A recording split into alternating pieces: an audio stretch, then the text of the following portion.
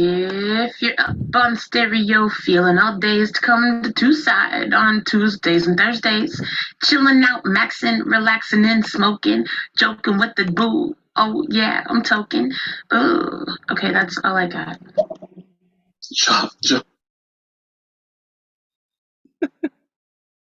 Welcome, everybody. I wasn't sure where I stopped talking and I start talking again. Have you ever had those moments where you feel like you stroke out in life, John? What? I smell This was one of them.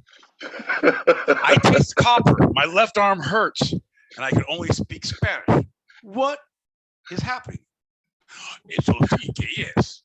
Ay, Dios mío, qué lástima. What is the Spanish word for copper? Tengo fotografías desnudo de su copper. Son muy barato. Huh. Folks, welcome to the party. We are the Two-Sided Pod. Thank you for tuning in. We're here live on the YouTubes every Thursday, 8 p.m. Pacific, 11 p.m. Eastern. We're also live on the stereo streets Tuesdays and Thursdays, 8 p.m. Pacific, 11 p.m. Eastern. That's 4 a.m. Greenwich sandwich time if you're across the pond on Wednesdays and Fridays. I'm just saying, set your alarm, set your expectations higher or lower. I don't know what the deal is in your time zone, but it goes up or down. So thank you for tuning in. We're going to be starting our show here in a minute, but if you like what you've heard, if you can't believe that we're still here after all this time, honestly, neither can I. You can write me a letter write me a letter of support at twosidedpod@gmail.com. That's TWO-sidedpod@gmail.com. Tell me how much you feel with my path of anguish. And they say one takes the high road, one takes the low road. We have been down low for so long. We, as in the royal My Boy Pete. John is always belittling us. Wait till he brings out his knowledge on this round. Makes us all feel stupid. Anyway, get your notebooks and pencils. We're going to start the show soon. Welcome to the party.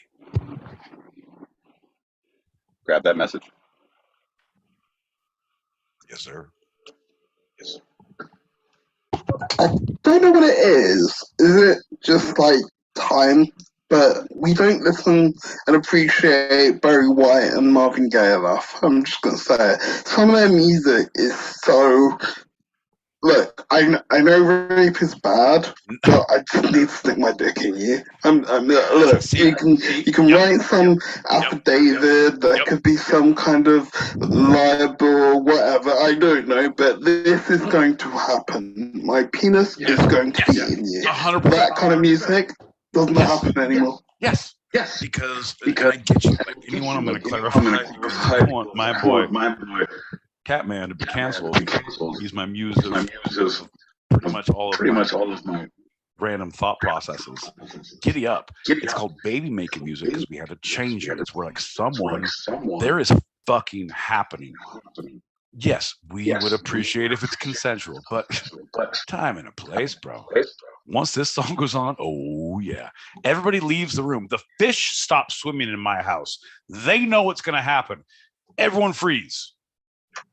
Oh, girl, you brought on yourself. Like when Barry White says that, like, whoa, can't say that anymore. But in the moment, Barry White style, like if you consensually admit to like, yeah, here's the deal. Our safety word is nothing from a Barry White lyric. Cool. I'm with that. And then let's go hard Barry White. Yeah, that's awesome. Because anytime you're at your bar, like, oh shit. Like, oh no. I'm just saying, John. But yeah, let's do a shot. Catman, thank you for listening. Thank you for being here. Thanks for getting up, brother. Appreciate you. When one of Barry White's opening lyrics is, oh, you know it's on. Somebody's fucking. Oh, I can't get enough. Oh, they fucking now. John, oh, come on. Let's do a shot. Thanks for tuning in, everybody. Wow, we're 2 minutes into the show. I forgot we're live on YouTube. Cheers. I'd like to say, I'm sorry, Mom. One of these days will be better. Cheers.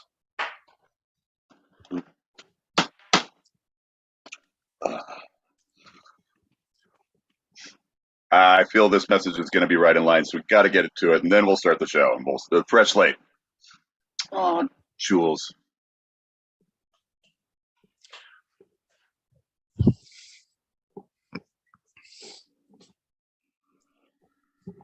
I'm saying, thank you, darling. Thank you. Truly pronounced. Thank you so much. It's kismet. You know, once you start listening to the show, we're all going to be on the same cycle soon. We're all going to be waking up at the same time. Some might call it a cult. I call it the Church of the Two-Sided. Welcome, folks. Welcome. Welcome and howdy.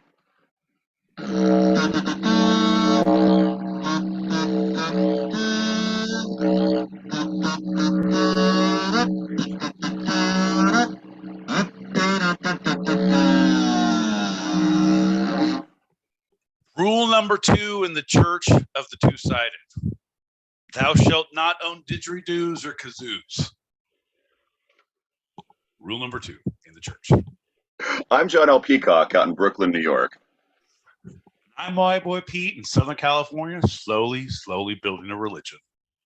And you're listening to Two-Sided, a live recorded podcast where each week I challenge Pete with a bit of the two sides of life, the serious and the fun. The yes and the more yes. The no and the less no, John. I realize in this world there's gray areas.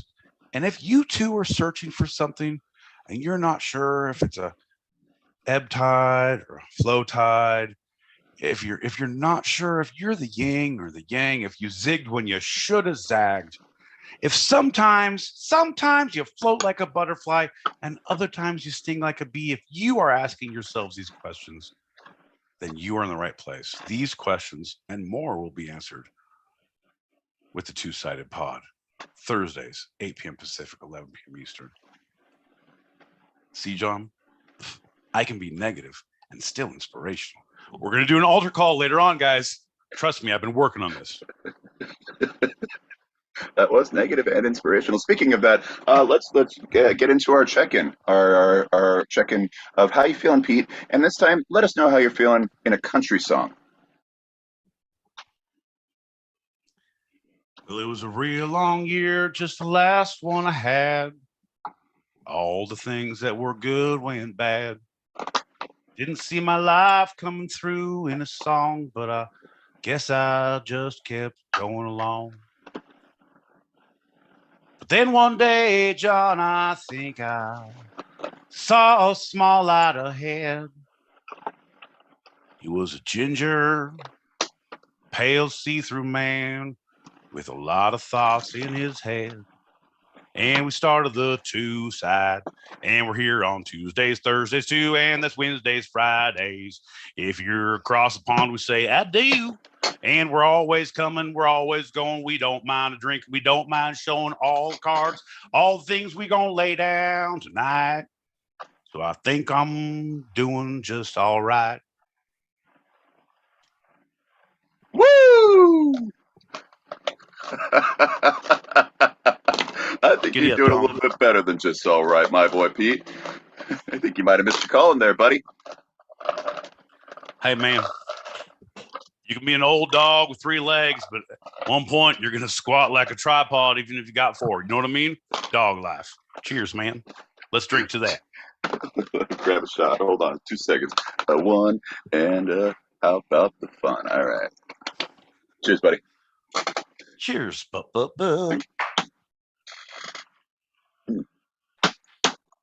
And that. Yeah, buddy. How are...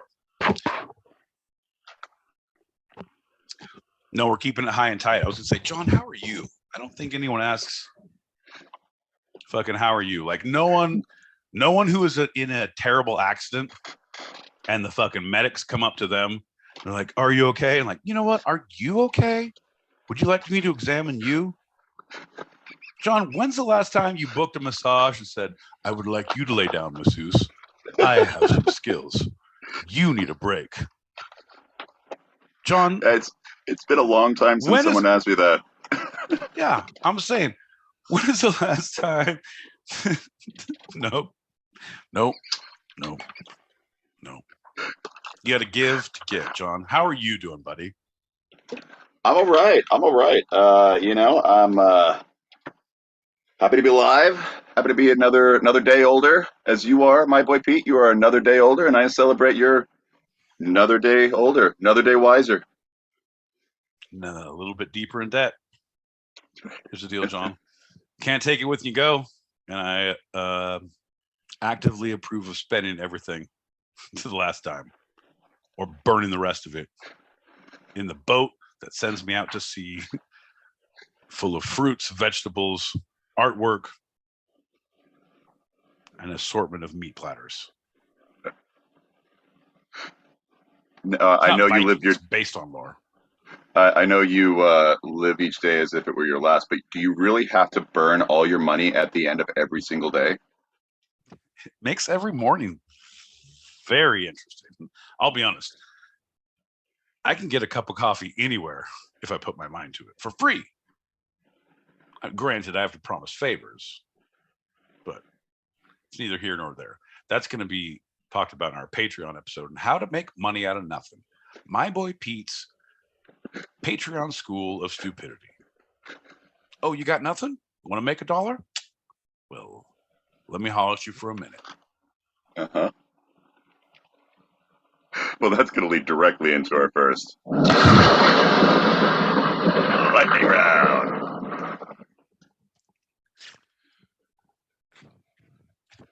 I'm not sure if I can.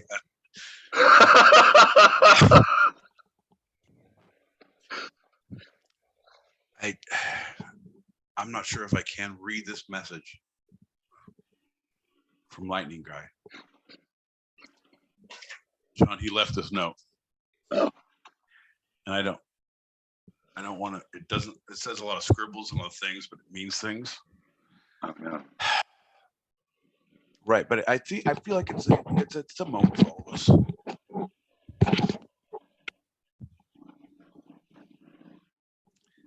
It reads, "Dear two-sided pie,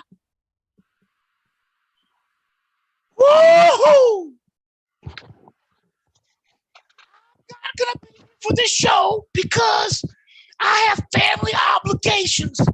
Lightning Guy has turned out to be a lightning man with lightning responsibilities. So, for this Thursday, I bid you adieu. I bid you farewell. But I will be back with the blessing of my family and a new acquired taste for a flat-based or semi-gloss paint sprays. Yours truly, Lightning Guy." That's wow. Brings a tear to my eye that he's going to be gone for a little bit. But you never know how he appears in day to day. Like he's a spirit, you got to let him flow. Yeah, hey, he seemed to be getting better the past couple of weeks, so we wish him all the best. We hope that this will help turn his life around, really. Yeah, no, we really do, because if there's anything specifically that he has to be held accountable for, because that's one of the things that I said to him. I realized in that moment, like if there's accountability to be had, you know what I mean? Mm-hmm. Like I have his personal cell phone, John. I could actively call him, like get him an Uber Plus. They have better sanitary wipes. I don't know if you get those out there. Do we need him back? Do we need him back tonight? Do we need him? Because I was like, vacation time for everybody. But do we need him, John? I mean, collectively as in us. Right. My thoughts are he should be with his family at this time. But let's let if other people need to chime in, then let's find out.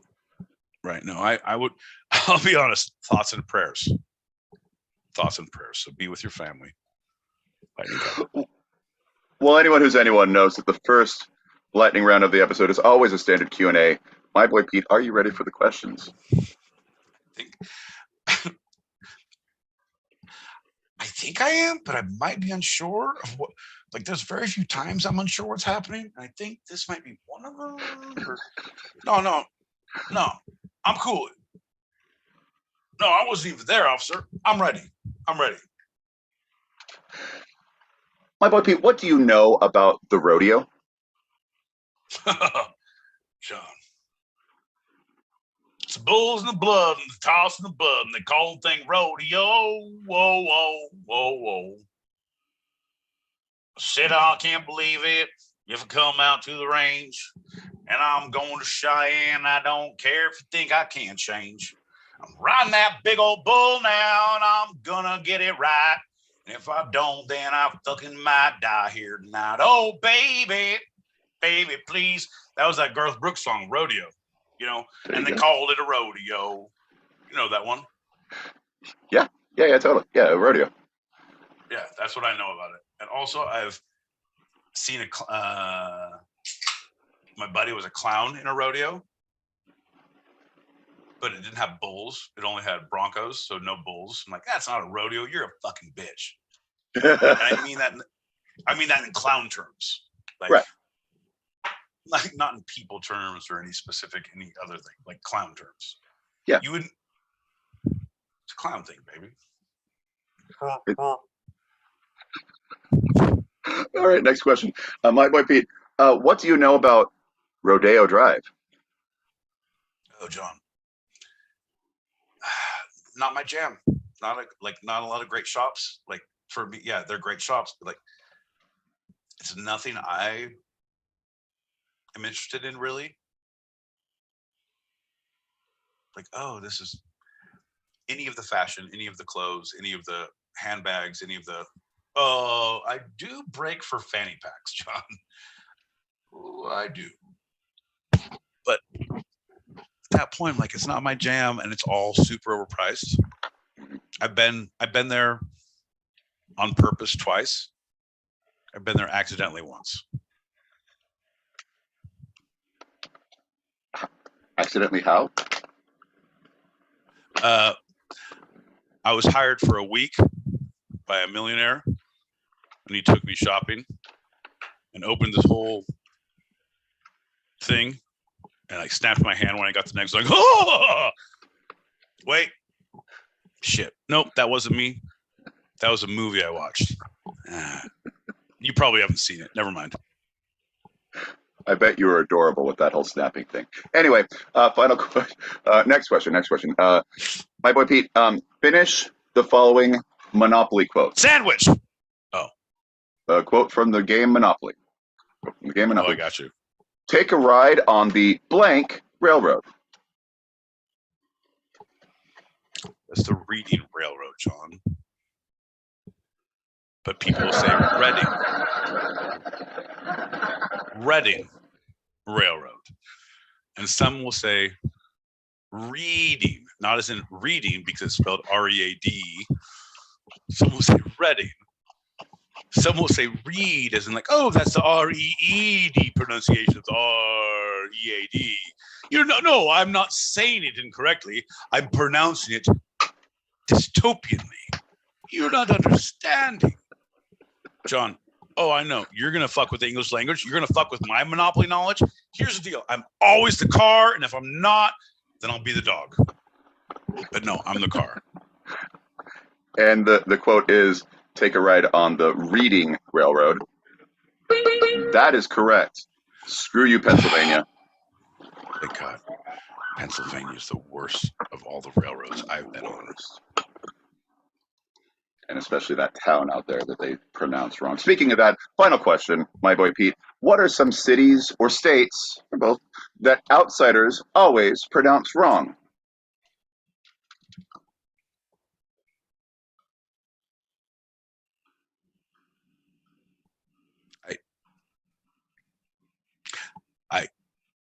I am drawing a blank. I can't think of any city. No, how can they not pronounce all the states right? We're America. We're the best in the world. Hello. You guys follow us like the fucking Kardashians. You follow the Kardashians.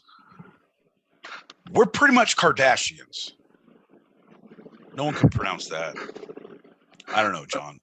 All right. So the example that we just used is Reading, Pennsylvania, which everyone through Monopoly knows it as Reading Railroad. But the Pennsylvania people are like, no, it's actually Reading because it's the Reading Railroad. That state that Las Vegas is in, how do you pronounce that? Nevada. Right.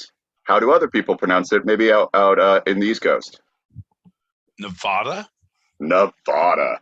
Yes. Like major news corporations, the anchors will be like, "Oh, it's in Nevada, Las Vegas, Nevada." John, this is great. I feel like we're doing we're going to do a kids show. Folks, if you see us on Saturday mornings, we're doing Fuck the Wiggles. We are the two-sided. John's just like, hey, this is what states are weird and talked about. Sometimes we don't understand why we walk about. Nevada, Nevada. Potato, potato. I pull a gun. What's a gun? And that's how the world is living today. Come on, kids. You all know the words. I guess I grew up in Arizona, which I found out the people out here in the East Coast call it Arizona. And they can sometimes go to Prescott, Arizona, which is obviously No, go ahead. Prescott, Arizona. See, there's one I'm going to take. That's one I feel like it's really fun to argue with you about because that's a Utah thing. Very St. George, Prescott, Arizona. Because it's a lot of Mormon community up there. Like in St. George, Utah, Prescott, Arizona. But anyone who's not fucking married to 7 sister wives and has short sleeve white shirts and a tie, who the fuck does that? Like, don't do that.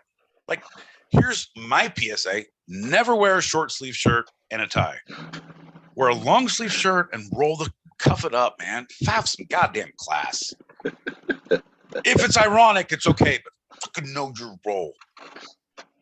But it's Prescott, John. I was in California, moved to Arizona, and that's Prescott, Arizona. But it's Prescott. I'm like, you're an idiot.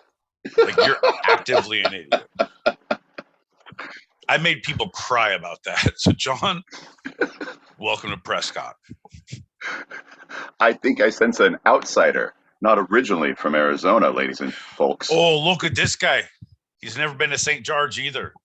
Probably never been to Snowflake, Arizona. Definitely not Prescott. Fuck you, Mormons. I mean, no.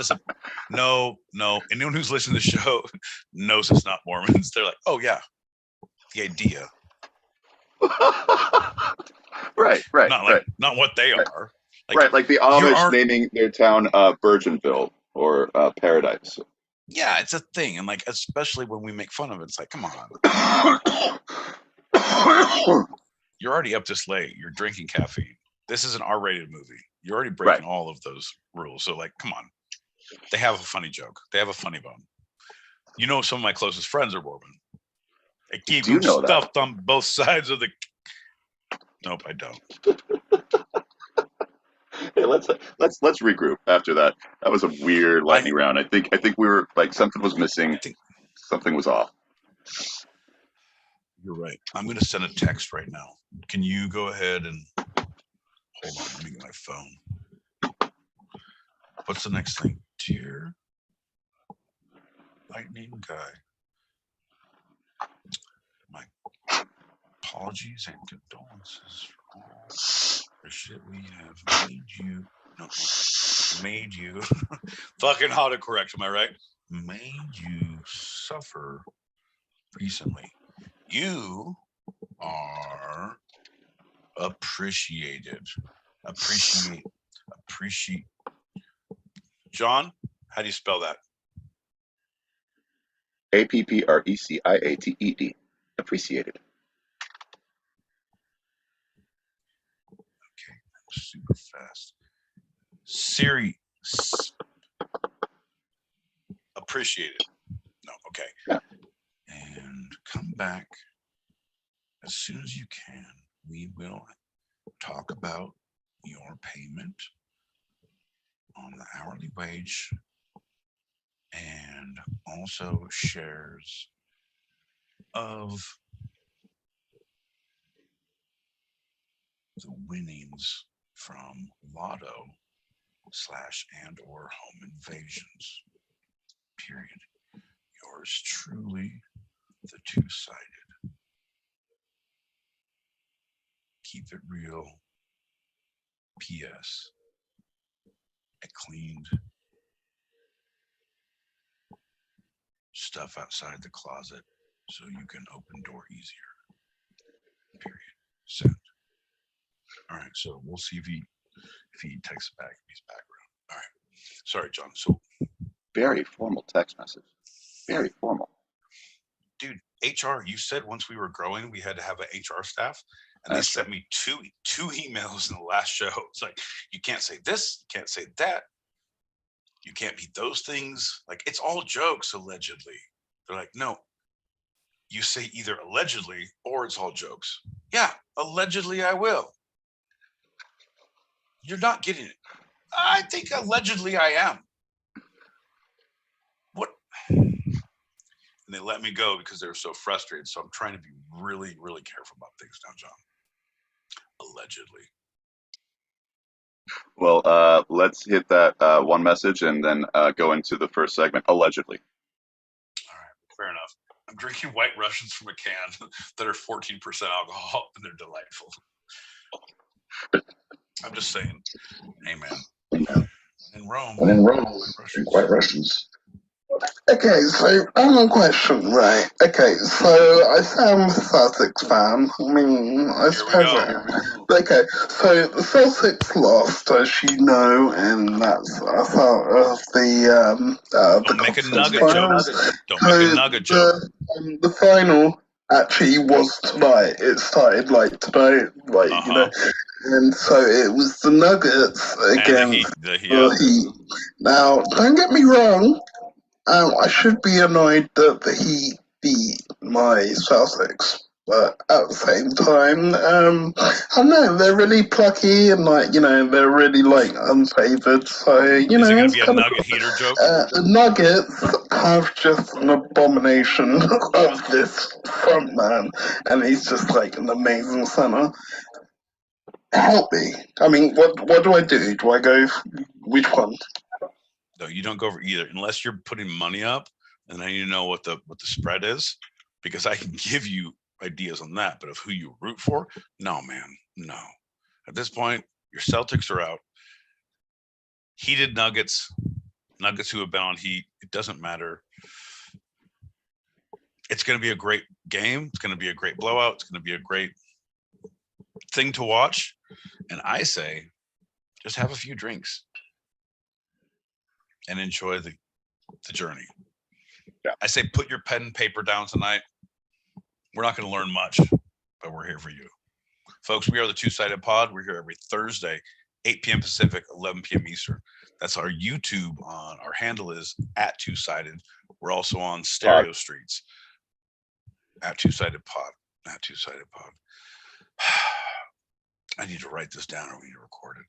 I need to have a good sign here. I'm doing really good. Like, pod, don't fail me now. All right, folks. If you're here, fucking smash that subscribe, smash that like button. If you're on stereo, click that link above your head. I can say those words. Let's drink till we can't feel feelings, John. Cheers. Cheers, everybody. Hey, you're welcome for listening.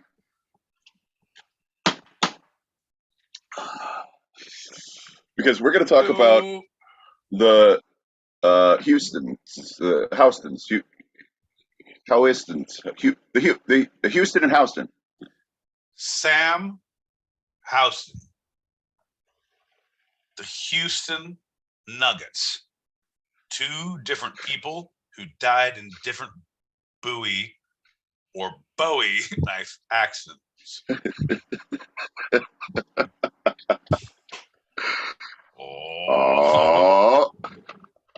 Samuel Houston was born on March 2nd, 1793 in Virginia, and shortly thereafter, his father died.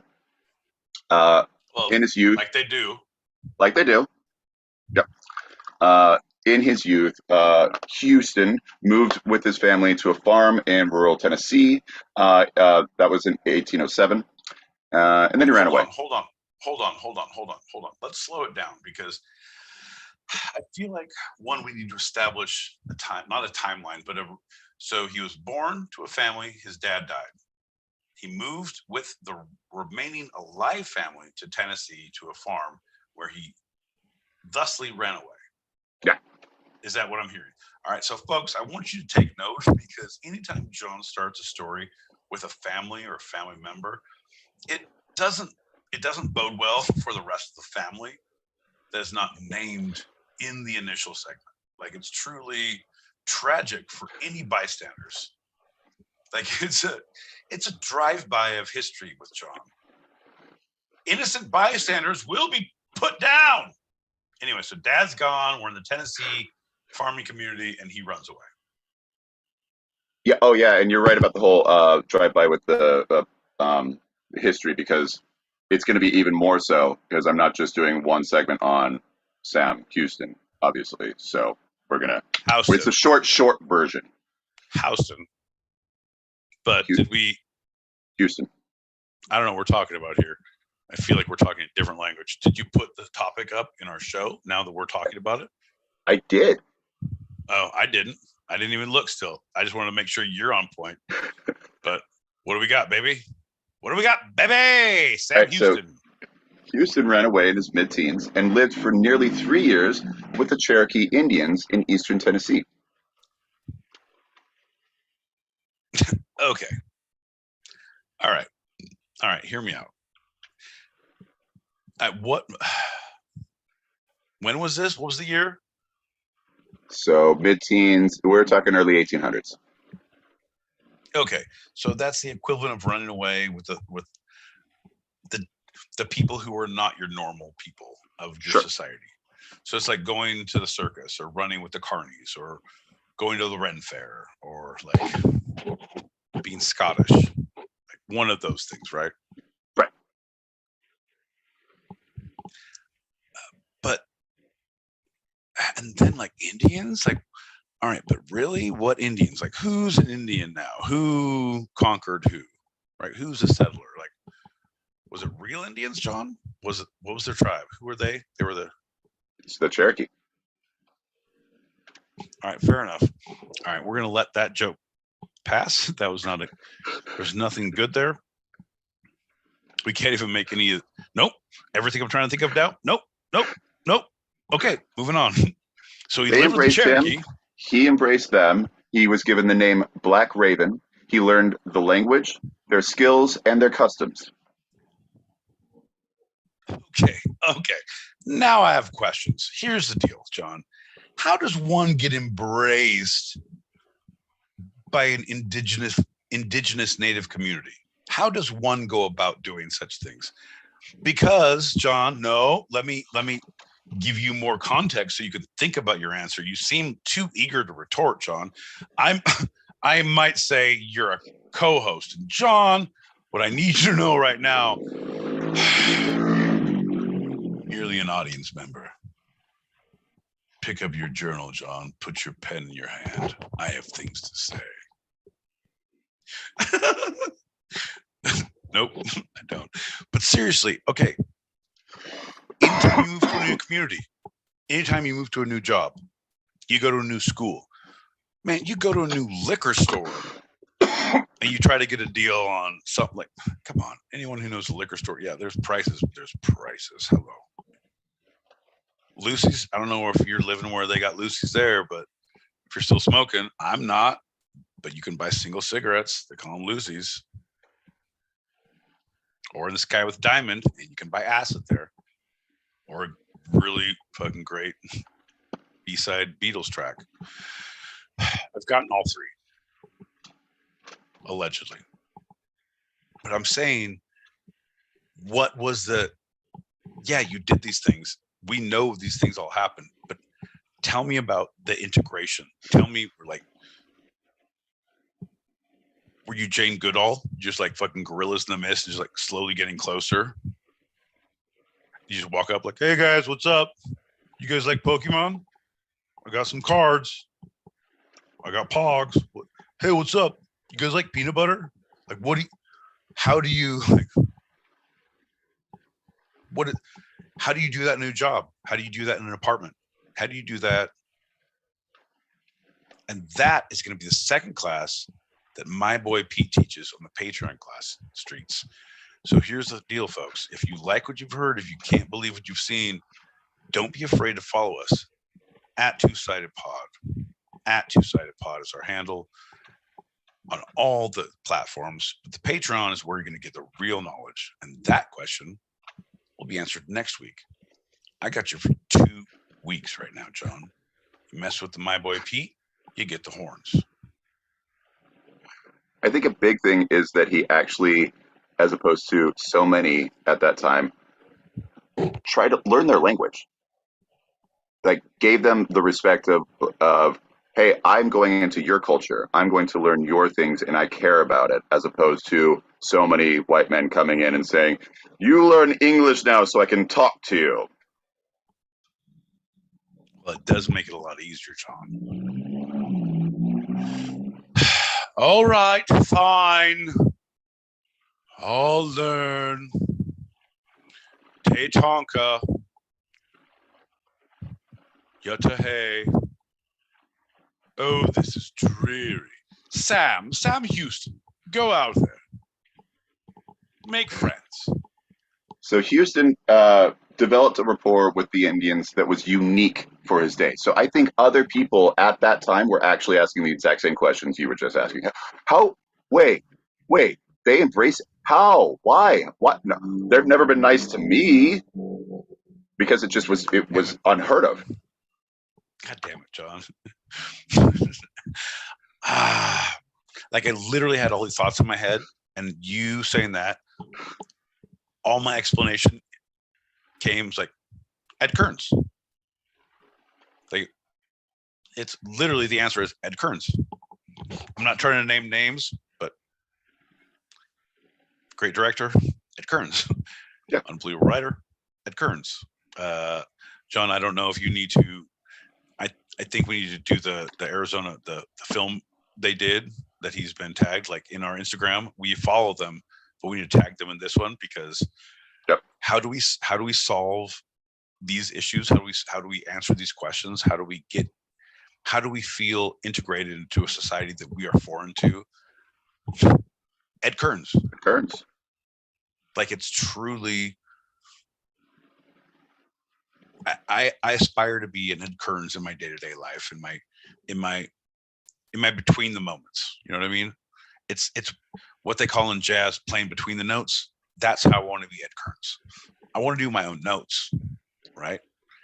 But I need those moments of silence in betweens to be Ed, man, because he's just he's okay with himself. He's okay with everyone else in those moments. Like, he's good. He's just good with anyone everywhere. And he's like, what's up? I'm like, go with truly, I am. And genuinely good. Genuinely, right? He's not trying to fake it like I am. Like, I'm good, like in 42% of the time. You're good 12% of the time. Right, but you fake it another 12. So you're like at 24. Like, you're doing good, right? And I fake it.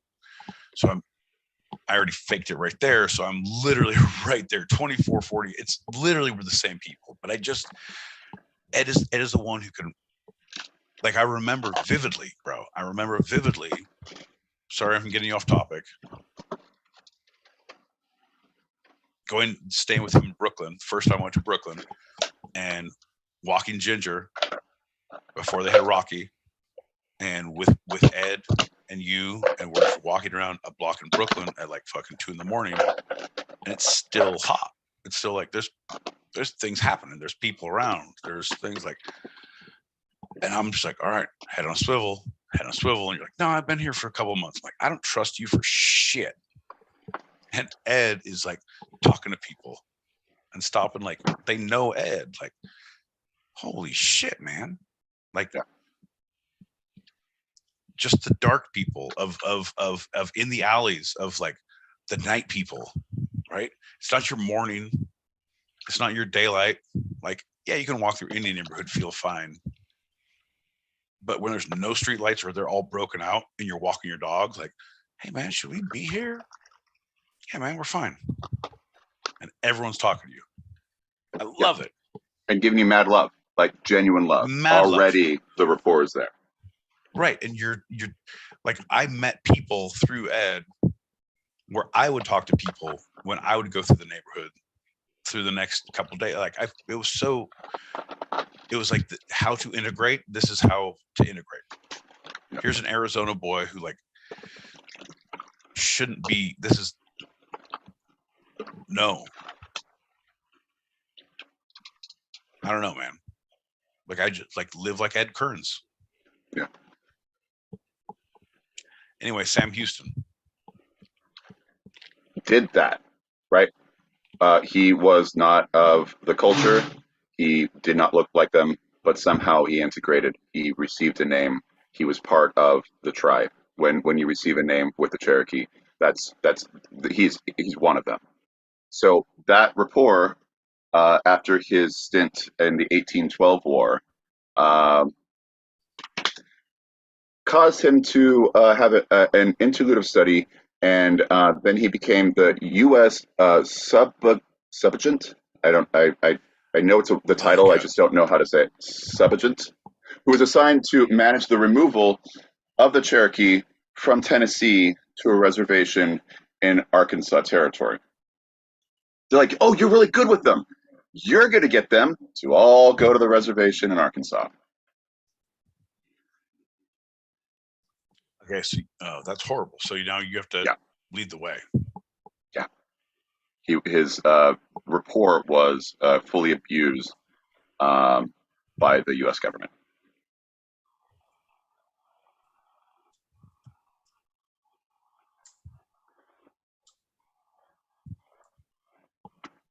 That's the thing. It's like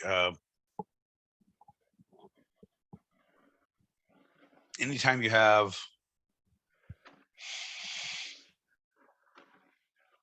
goodwill, bro. That's okay. That's the other rub. I think my answer for every question in this episode is Ed Kearns.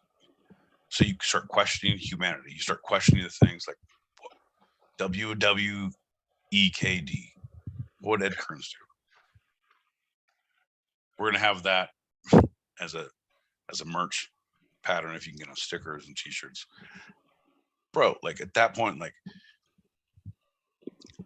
what would you do? How would you behave? Like well, right. Going back to your example, you seeing like we're out 2 a.m. It's the seedy people. It's the people of the night. And to you, that's the stereotype as an outsider looking at it. And then you realize, 100%. Oh, Ed's fully with. Oh, these are good people. That's the government. They're like, hey, those seedy people. How can we? Oh, this guy has a relationship. So they did horrible things, but you understood. You saw. Oh, these aren't seedy people. These are just the nighttime people. These are the ones who, myself. I'm an insomniac, right? It's the ones who are just out. Just they're smoking their cigarette. Maybe they're doing other things, but they're good people. And Ed saw them, and because of that, they got to see Ed and embrace. Right, operate in the dark. Like it's the people who the sunlight hurts them. Like it's like they avert their eyes. Like 100%. It's those things that we are normal society, or where you are not accustomed to seeing these things. Like you don't. I walk around at 2 a.m. I see 1 or 2 people, and they scurry like little rats in the alley. You go in Brooklyn, and it's like, holy shit! There's a barbershop open. There's a fucking hookah shop open. There's here's a roadie shop open.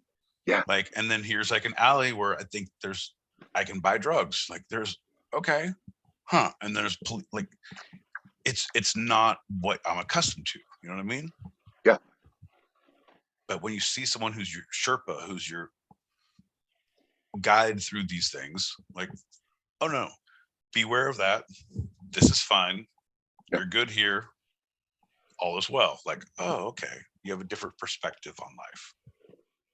And to have someone abuse that, man, it's just. But it's early on. They didn't have any hustles back then. Like he was maybe a genuine person who didn't understand the hustle. Right. Right. Sam Houston. Still Houston. Okay. I appreciate you going to the other one because that's New York, but you know, it's the same. It's the Texas City. Yeah, no, 100%. It's 100%. So, all right, 1812. He joined that that war in 1813. He excelled. He got wounded at the Battle of Horseshoe Bend and gained the favor of Andrew Jackson. So that's when he went into the government for Indian affairs. Did a lot of things, some good for the tribes. A lot of things his hand was forced, and he had to, like I said, the worst thing was he forced the removal of the Cherokee from Tennessee to a reservation in Arkansas. Never mind. So that sucks. He was then gradually easing back into politics. He migrated to Texas, where he served as a delegate at the Convention of 1833. So this is where his Texas stint begins. Okay. All right. So Sam Houston is a delegate. Yeah.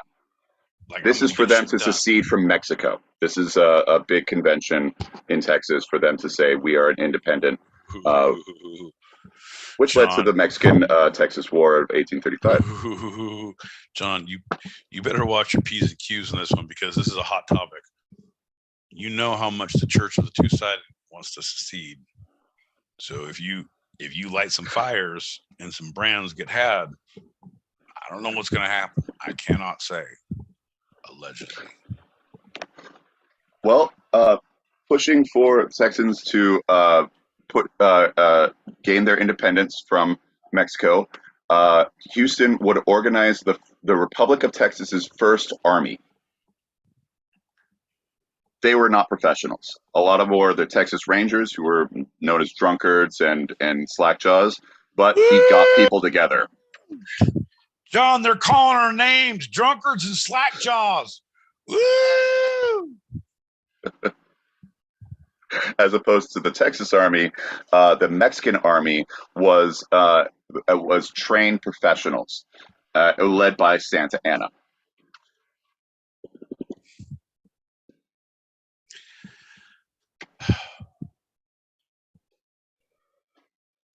Great little suburb here in Southern California. Respect. We named it a dilapidated community. Some good places, but very, very off-putting in others for your leader. So awful. The Battle of Little Bighorn at the Alamo pushed Texas back and scattered the army across the state, and they all wanted to immediately go back and fight. And Sam Houston very wisely, strategically said, no, we need to retreat. We need to gain more forces. And because he was so popular, every town they retreated to, they gained hundreds of men. And so he rebuilt his regiment very quickly because of this retreat. But it was never heard of, especially in Texas, but basically, through American war history, of this strategic retreat. You can take my guns when you come to my... Holy shit, is that Sam Houston? Well, fuck yeah, I'll go ahead and enlist. God damn. That man's a fucking hero. Baby, I'm going to go fight for this army. If I die, have his baby. Allegedly. Well, the soldiers wanted to fight, and he eventually gave in, turning around and going towards Santa Anna's impending army. Okay, boys. We'll go and murder a bunch of people. All right, these kids need what they're killing. Oh, okay, let's go. So they met. They were camping about a mile apart, And it was Houston's decision that brought the Army's Council of War to lead an attack the afternoon, midday of April 21st, 1836. What the fuck is that? Nobody attacks at noon. He's like, they would never expect noon because it's stupid.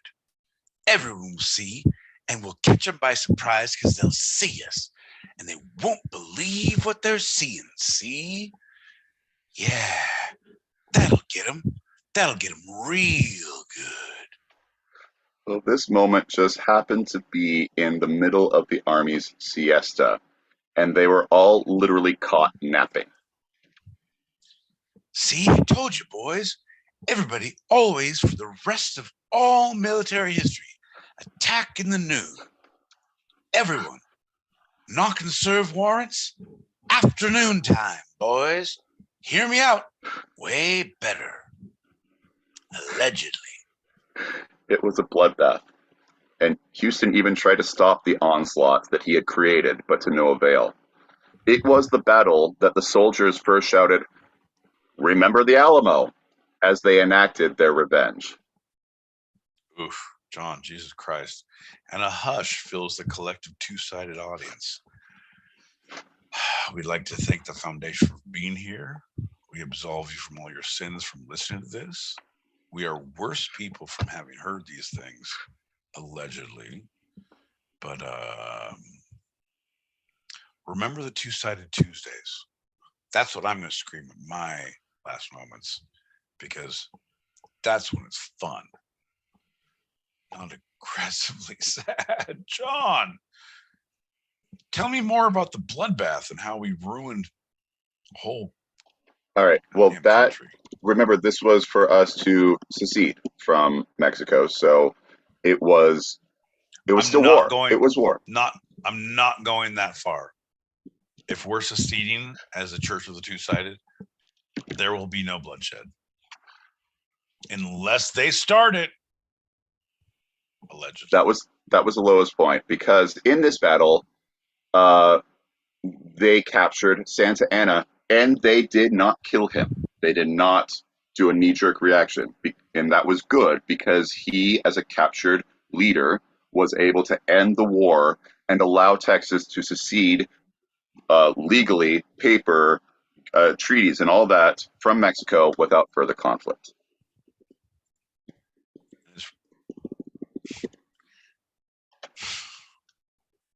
Nope. Already we've started offending other countries. We've offended Pennsylvania. We've offended specific regions. And now you're just setting me up to tee off on Texas. Like, John, I'm not going to do it. Some of our strongest listenership is in Texas. Man, hell yeah. I'm letting you know, man. Here's the deal. I'm with you guys. But also,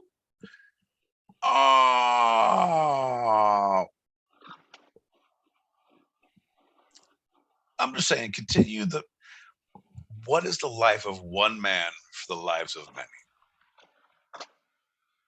And I'm saying generally, John, I'm not saying this specific instance, right? I'm not giving you the dilemma. You kill one person and save 1,000, or you kill 10,000, a million, right? What do you do? Because you actively have to take the actions to kill someone. You put it in motion, but you save fucking thousands of lives, tens of thousands of lives. Or like, I can't do it, and then 10 times as many die because you can't do it, right? It's that dilemma. It's that, and I'm not saying it is or it wasn't, but I'm saying someone made that choice. Every choice has a ripple effect, John. Yeah. What if? You know what? What if? I'm just saying. Choice. This choice was a major ripple effect in Sam Houston's life, because he was able to gain the popularity. This sucks, but back then he got revenge for Alamo. He slaughtered they didn't all die, but like a lot died. But he also captured the leader, and didn't kill him. His choice to not kill him, his soldiers' choice to not kill him, led to treaties instead of more conflict, because it was, there was no resolution. Texas seceded.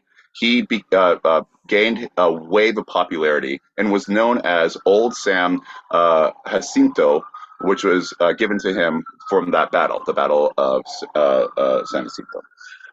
Houston was the first regularly elected president of the Republic of Texas. I think we talked too long.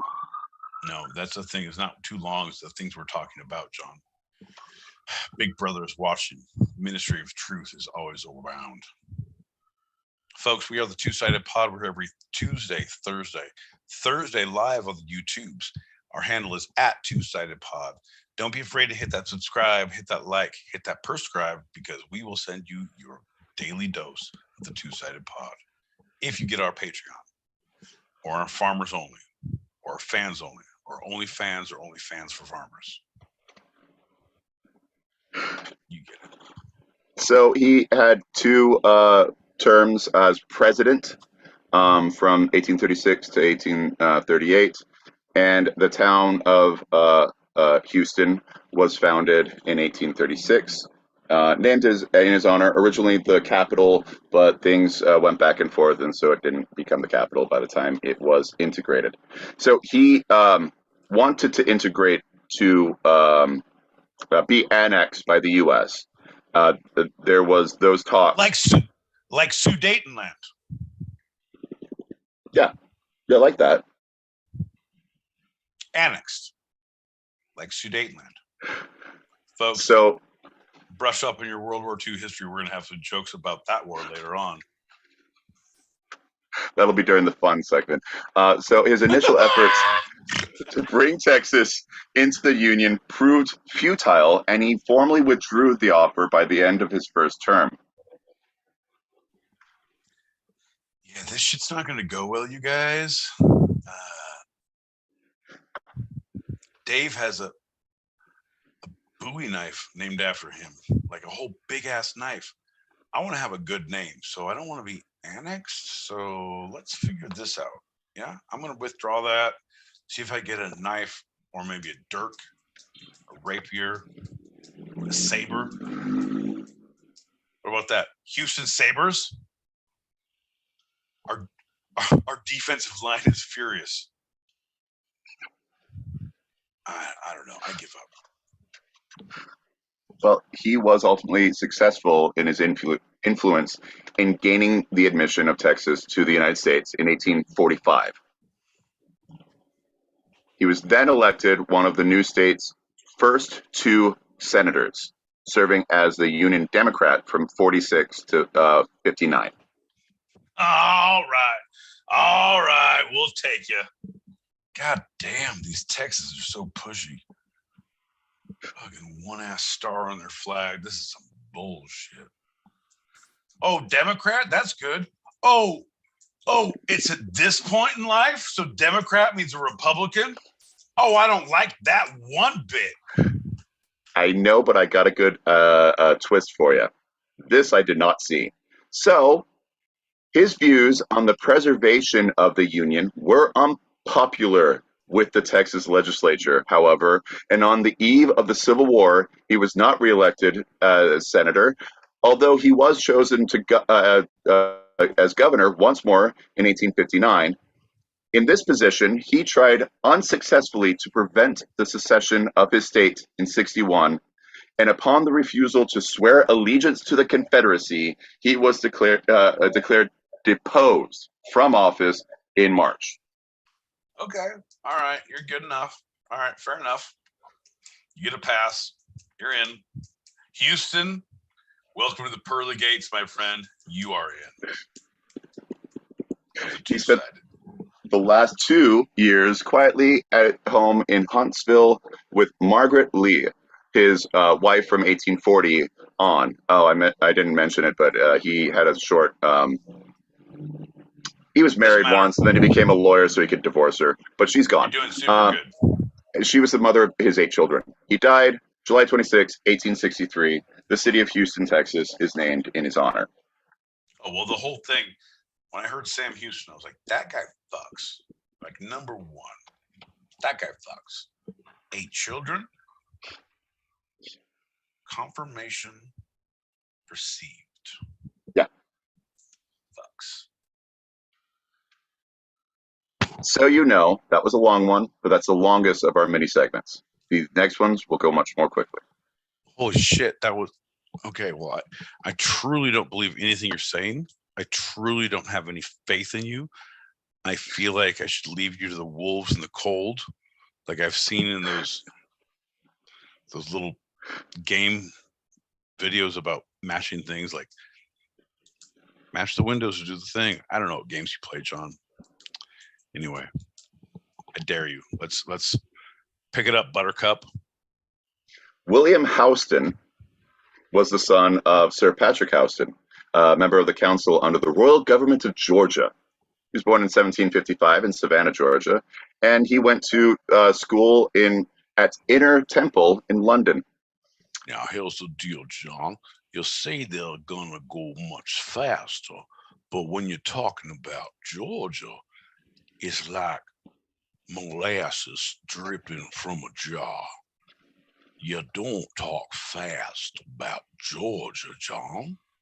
Now you're gonna speed through William Houston, John? John, come up to my porch swing and sit a spell, John. See, it's not you, John.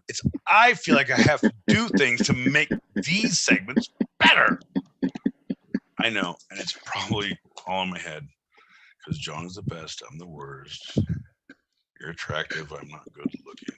All those things. I know. Go. Anyway, I will say that his last name was spelled Houston with that extra U at the end, but that's very British. We'll get to why that was changed. He went back to Georgia because of the War for Independence, so his training was cut short from London.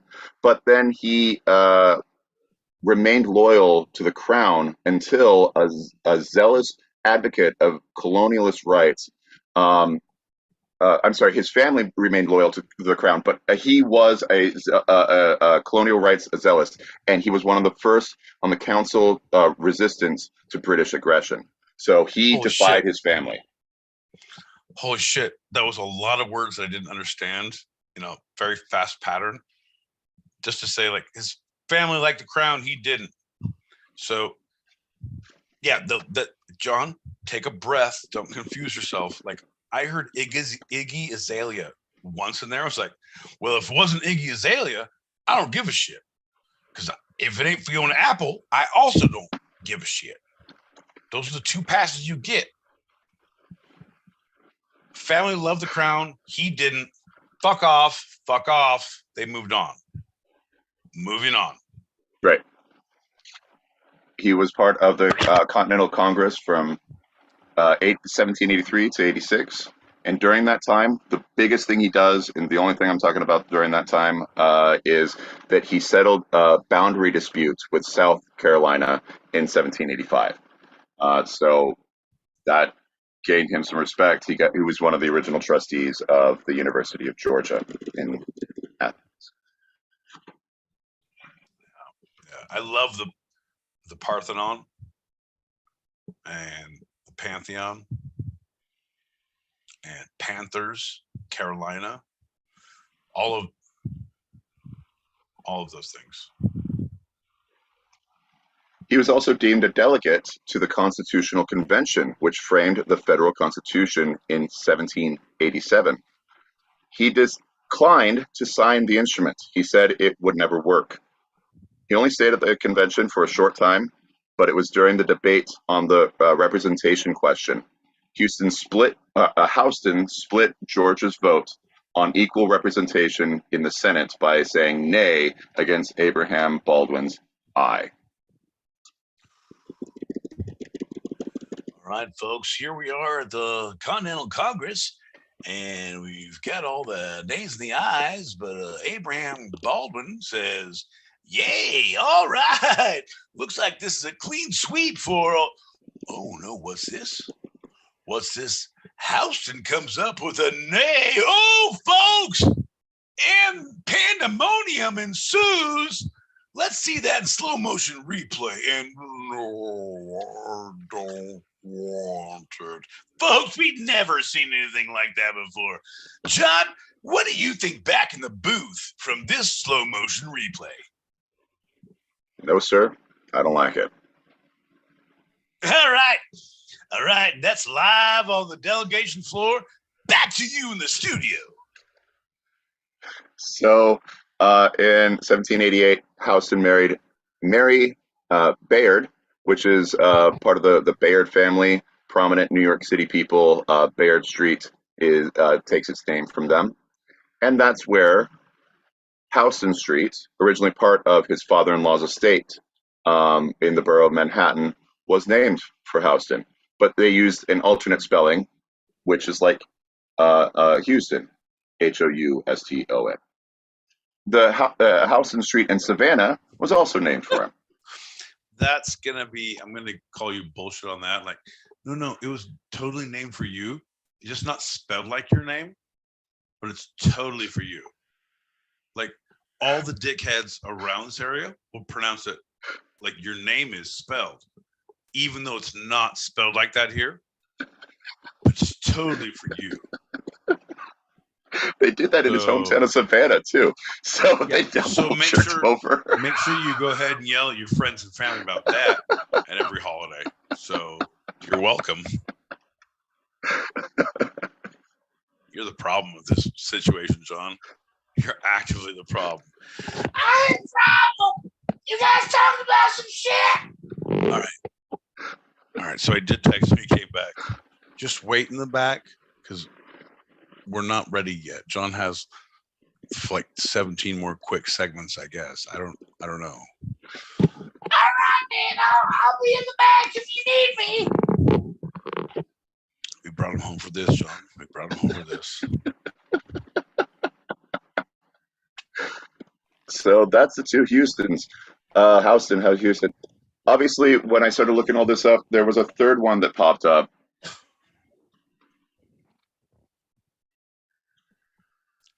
Okay, I can't wait. It's probably quicker because you don't have much research, so let's hear it.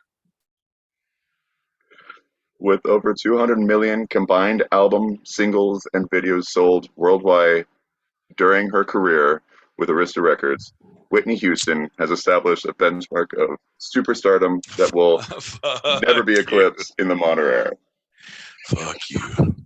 But ladies and gentlemen, she deserves her own segment. So we're going to talk about her another time. I just wanted to recognize that she is by far the most famous Houston or Houston, even though they have streets and or cities, and she doesn't. If I don't stop to talk about all the things that John does to hurt me, but I will carry on. Come on, John, you know the words. Until stupidity flows right through me. 'Cause two-sided pot is gonna drink this for you. Ooh, come on, John, you know the words, and I don't think that I remember them, John. But I want this to go fast. Everybody, cheers. Cheers. Dink.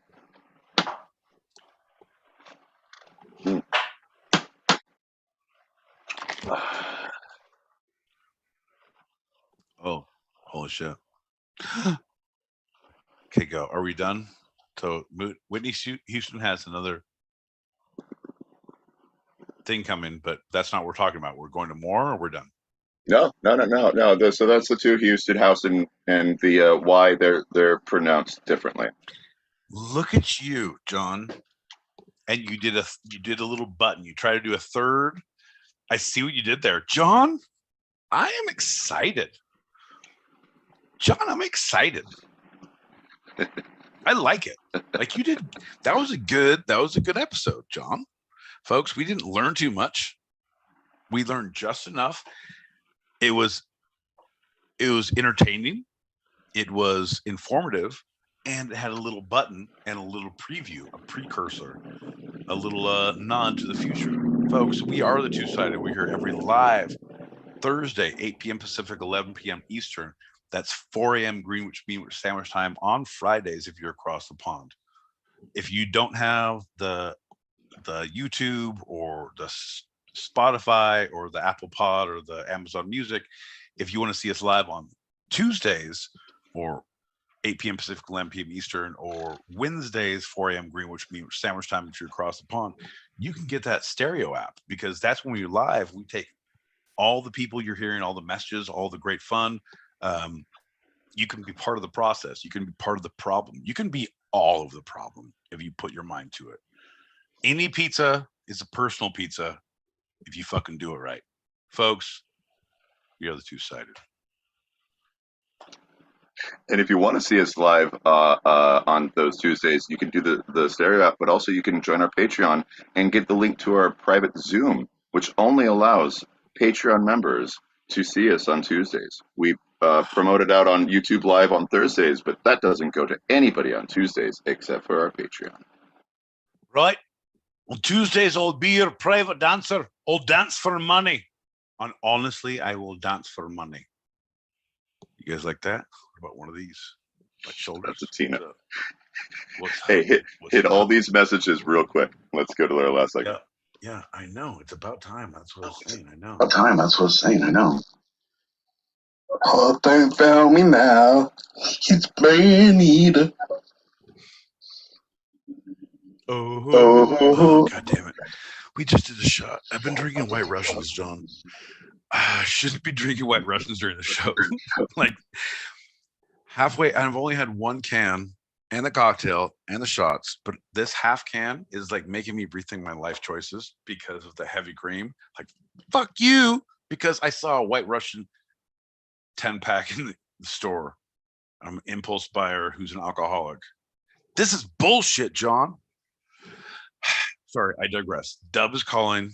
Dub is calling. Dub is calling. Pour a shot. Pour a shot. We're going to get drink now. We're going to get drunk now. Dub is here. I can't talk. Here we go. Also, fuck you, Dub. I have been drinking. You don't know me.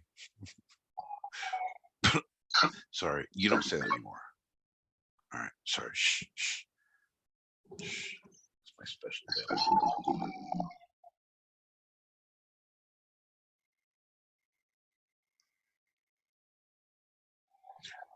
Apparently I won't, because I can't hit buttons. Going to his fucking profile. All right, what do you got, Dub? Hola a todos. My man! Hola, John Picard Square y my boy Pete. Llegado el momento. Hacer los tiros rápidamente. Ahora. Gracias. Oh no. Oh no. Oh no. He was in an accident. He's had a head injury, and he can only tell us to drink shots in Spanish. Well, I don't want to be part of the problem, Dub. I want to be all the problem. I'm going to do a shot. I'm going to send you hopes and prayers as we drink. All right, seriously? John, look at my hands, right? Oh, found it. I was like, where did my shot glass go? I haven't moved from the chair. It's gone. It's gone. It's gone. Found it. Shh. I'm going to play the rest of them. Yeah, we're going to do a shot. We're going to do a shot. Fuck yeah, Dub. What up? Good to hear you, brother. Oh, demon. One of my favorite dressings. He's talking about Ed Kearns. When Ed Kearns gets old, he's going to be a Paul Newman. Beautiful blue eyes and a goddamn salad dressing that'll last for weeks. That son of a bitch. All right, fuck. Let's drink till we can't feel feelings. Bing, bing, bing. Diddle-diddle-doo.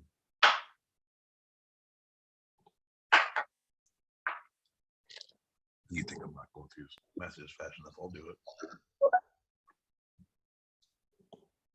Bobby Langford. Artie Langford? I knew Artie Lang. I don't know Artie Langford. All right. That's John. Write that one down so I can look it up. Can you write that down? I don't want to take time to look it up now. Artie Langford. Maybe that's a British comedian who's not as dirty as Artie Lang. Yeah, there you go. Not a boy. Teamwork. Dream work. One good thing you said EKD, which is what would Ed turns to, because I was thinking EKG, and that is from Ghostbusters. I am a sad, geeky motherfucker. You said never to cross streams. Well, this is the time we need to cross streams.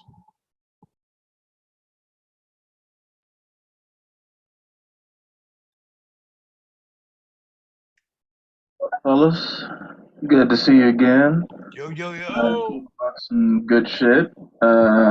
Cherokee Indians, Native Americans, and Texas, and shit like that, and some two-sided shit. Actually, this is off the record, on it, or whatever you want to put it. I actually met a Cherokee chief today, and he wants me to join his tribe because that's my people. But I never like did my research or anything about my people. I just went to like a powwow or something like that. Yeah. Real cool, like some good food and dance my ass off. Hell yeah. But yeah, I'm thinking about this shit. What do you guys think? Brother, 100%. I'm saying, like, anything you can go back to claim your roots, that is a positive thing. Like, and if it's negative, like, you can't hide from whatever you are, like, make it better. You know what I mean? Like, if you are part of a problem, be the solution. If you are part of a society that was something, like, yeah, be part of that society. I had a homie who turns out to be like 1/8 of the Yamavai, because in Southern California there's a lot of different tribes out here, but he got to be part of a tribe and did a thing like, yeah, so now he could live on tribal land. He can, then his property taxes are different. It's like, dude, it's right there. It's literally within like 5 miles of where I was living previously for a job in San Bernardino. Like, fucking shit, man. That's great.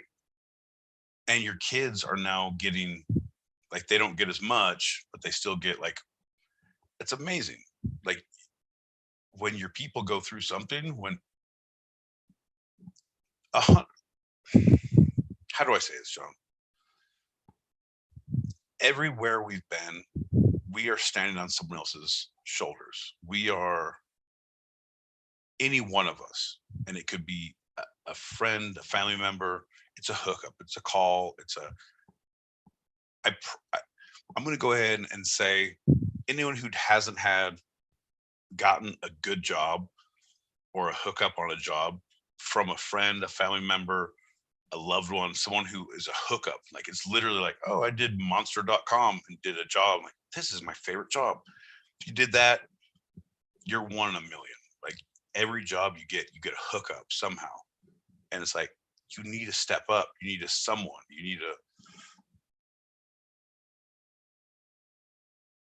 if you can get that, like, bro, we stand on the shoulders of the people who have come before us, whatever that is. So what we at the Two-Sided try to do is, like, if you're ginger or if you're stupid and you have an alcohol problem and you allegedly have a couple of warrants in a different state across the US, allegedly, then you too can have a podcast on YouTube, on stereo, at Two-Sided Pod, allegedly. Ain't that right, John?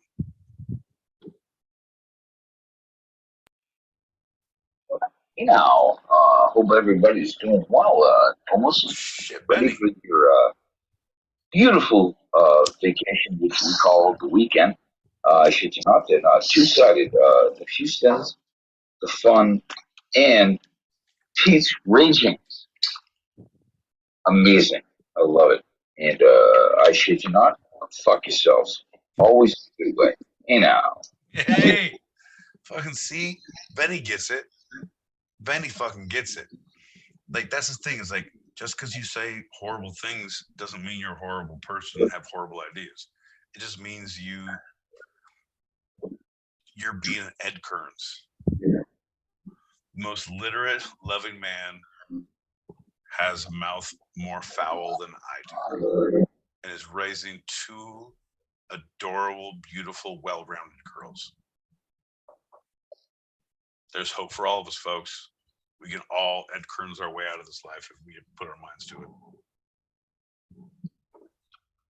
Just for record, quoting Ren and Stimpy, especially the horse. I forget what the name of the horse is, but just, yeah, no sir. I don't like it. I love her. It's just great. See? Oh, man. See? It's the little things. Like, it's the small connections you make in life. Like, it's the little things John, it's the family you choose. It's not the family you're fucking given. Yeah. I love them, but I can trust these ones to help me move a body. I can trust the Patreon members to help me make a body. Preach.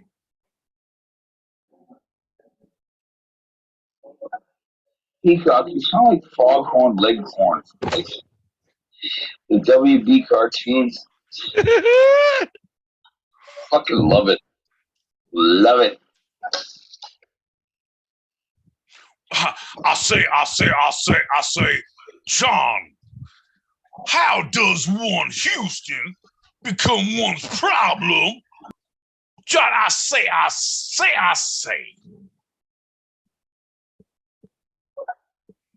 Oh, wow, that was a barrage of imagery. I got nothing. I love you guys, but I got nothing. After hearing those vocals, Benny, I'm telling you. Wait for the finale when all the fireworks go off at once. We got cannons and shit, bro. Whew. 4 more shots and we're there. Yeah, the greatest Houston was actually Marquise Houston from Sister Sister. He used to play Roger, who is the neighbor, next door neighbor of the girls, and it was like, "Go home, Roger." Go home, Roger. Just, God damn it. I love it. I love it. See, and that's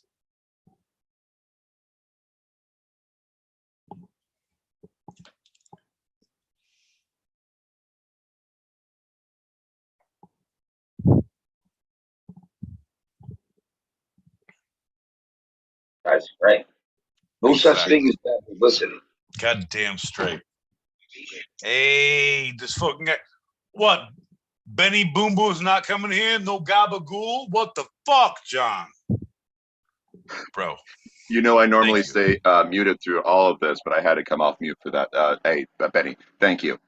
You know, I got deep love for you from way back, brother. So it's great to see your face, great to hear your voice, and, you know, thank you. That's awesome. Yeah. Thank you, man.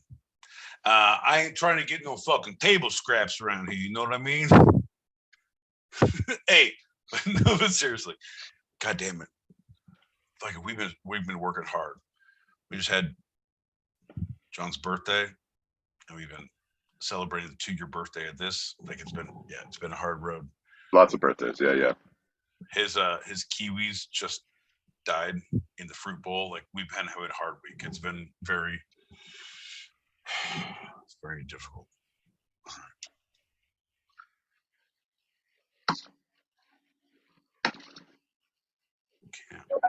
You know what? I would love a nice set of blue eyes, right? I mean, is that so bad to ask for? Right? I got hazel, but it just doesn't work. Blue eyes, absolutely. You know, with the whole Spanish Italian thing. Yeah, Right? yeah, I agree with you 100%. Clear. Rainbow. Clear. But no blue. I'm not trying to say anything. I don't like to look into the camera a lot, but I'm beautiful baby blue eyed. My mama says I have good features though. Guys, I just wanted to double messages. Phone calls are coming in, so I just want to say hello and hope you guys have a great weekend, a great podcast. So you guys take care of yourselves and don't do Cheers. anything I wouldn't do, which leaves nothing to be desired, obviously. And I'll talk to you guys soon. Take Cheers, care. man. Always a pleasure, Benny. Always a pleasure. Folks, we are here every Thursday, 8 p.m. Pacific, 11 p.m. Eastern. That's 4 a.m. Greenwich, Meanwich sandwich time on Friday mornings, live on the YouTubes and the Stereo Streets. Stereo Streets or Strudels. I don't know. If you get up that early, you're probably going to have a strudel on the Stereo Streets. But it's YouTube, 4 a.m. Greenwich, Meanwich sandwich time. Our handle is at Two Sided Pod. You can find us, if you can't find us there live, we're also on Tuesday on Stereo. We're also on Spotify. We're also on Instagram. We're also on Twitter. We're also on Fans Only. We're also on Patreon. We're also on Apple Music. We're also on Amazon Music. Jesus Christ, John, how do I have a day job? You're welcome for listening. That's true facts, man. The best jobs are through hookups. That hookup, man, or either you know somebody who knows somebody and they got that hookup for you. So, shit, That's man. what I'm saying. Resist. I That's can't what I'm wait saying. to see what's going on. He's That's what I'm talking saying. about all my paperwork fucking Right? done. And, like, you know, I don't know what I got to take, like a DNA test or something, but fuck it, I'm ready, man. Shit, let's get it. Let's 100%. Get these motherfuckers. right? Let's do it. Brother, you fucking get that job, you get them khakis, you work hard 6 to 7 years, you put your reports in, you work your way to the top of that motherfucker, and then you rob it blind. That's what I'm trying to do. I'm about year 14, but I'm gonna get them shits. Allegedly. No, but seriously, that's the thing. It's like every job, yeah, you're qualified. That's the thing. Okay, here's the deal. Here's the difference, right? The hookup jobs you're getting is not like, yeah, my friend's a brain surgeon. Like, yeah, you can't get qualified for a job you can't do. But like, if you're qualified for it, you have like, oh, I've the last 4 jobs I got, the last 4 places I worked, I literally have gotten from people, from a hookup, from just being a person. Just like, hey man, I'm doing this, I'm trying to work this. This is like, and it's usually in a bar when you're like drinking or at a barbecue, like, hey, here's what I got going. This is where I'm hustling. I'm trying to do this. Like, oh, well, you know, there's an opening here. Do you want to put an application? Yeah. Yes, I do. Also, it's weird you asked that. Let me go to my trunk. No. I'm not getting anything fucking dangerous. I'm getting a resume. Holy shit. When I run excitedly to my trunk, people think I'm bringing something bad out. The last 4 jobs have been a hookup. Like I put the resume in, they fast tracked it. Like, yeah, here's the thing. Like, yeah. After all the shit I was trying to do, like, and it's not a one-off. I was trying to get to the next level, trying to get to the next job for a fucking year and a half, 2 years. Every single time I was trying to get that job. Always. Like, man, I'm happy this motherfucker. After a year, like, I want to go somewhere else. I need to get that. I'm trying it. Like, oh, thanks, Anna at fucking workathome.org. Thanks, fucking Obi-Wan Kenobi. Strike me down, I'll be more powerful than you've ever seen. That's bullshit. You struck me down, I didn't even get unemployment. But I'm saying, allegedly. No, it's been good though. Like that's what I'm saying. Like, honestly, stick with your people. You gather your wagons, get the people who are on your wagon trail, get them close, and they will help you out. As you know, once you get helped out, you're going to fucking help your brother out. You're going to help your sister out. You're going to do what you can do for your people.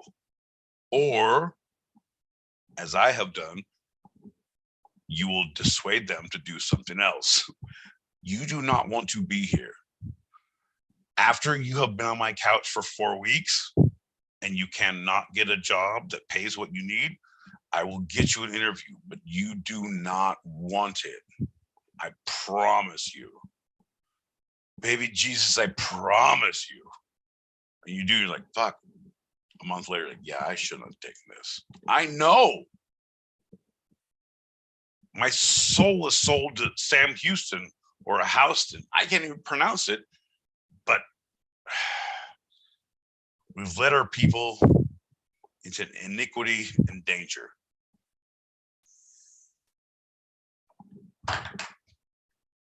We still have messages. That was fucking beautiful, Pete. I got tears in my eyes and shit, like two-sided, you know. It's like I scream, you scream, we all scream for the two sides of life. Right? See, baby, that's what community. Love you, Mind Fox. Good man. Shout out to you guys. Toasting my glass up, you know, taking my shot or whatever. Boom, boom. Shout out to the dope ass people. Fucking masculine. Benny Boom Boom, Julie Prunes, Spawn is in this motherfucker, man. Yo, shout out to me. Fuck Easy. Yeah. Catwoman and Mind Fox. Y'all with this fuck, like it's fuckability. It's so fuckable. Fuck. Whatever that is. F-A-W. Yeah. The Foxes. Hey, but yes, I think you glossed over it, but yes, fucking shout out to you, brother. Fucking shout out to Sleepyhead. Shout out to Sleepyhead and Sleepy Wonder. My man sleeps. I'm just calling my man sleeps. I've been riding with you for a hot minute. I appreciate your music. I appreciate your support. Fuck yeah. Everyone, let's I know we're gonna get into a next segment here as soon as we pop these bubbles. But I'm gonna pour a glass right now, and I want you to know I'm gonna start like literally saying who we're drinking to as soon as we get through. So right now, this one's for my man sleeps. I'm pouring this. Yeah. Get your engines ready, because you know where we're at. We're at the two-sided podcast. Good stuff. Yeah. Yeah.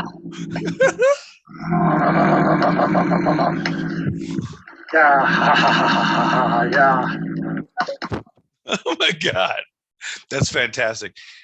I truly don't care where you are. I feel like you're not on a racetrack, but if you're in a fucking vineyard or an orchard or something, I want to be there. I grew up in vineyards with tractors. It's like, that's a diesel fucking. Do you have extenders on that? What do you got going? Yeah, no, here we go now. Fucking masculine, man. Thank you so much. Good to hear your voice. Good.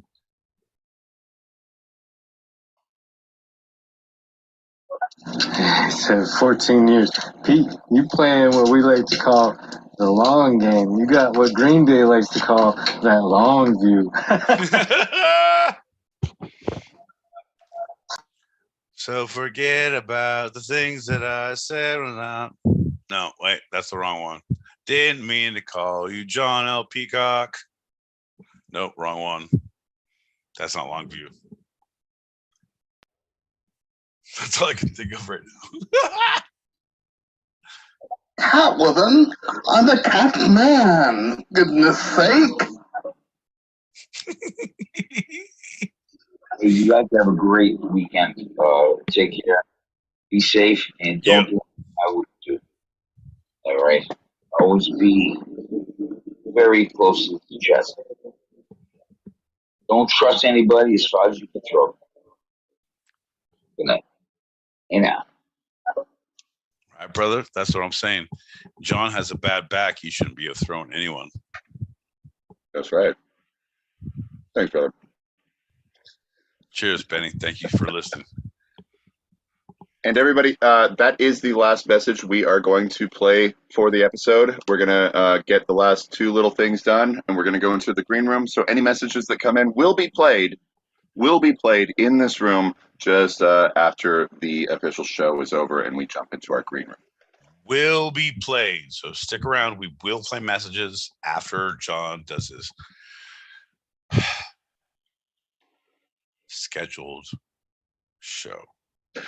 And for those on the YouTube live, we got Awesome Sauce Radio saying hello, guys. And Joey, hookup jobs mean you are going to bury a body.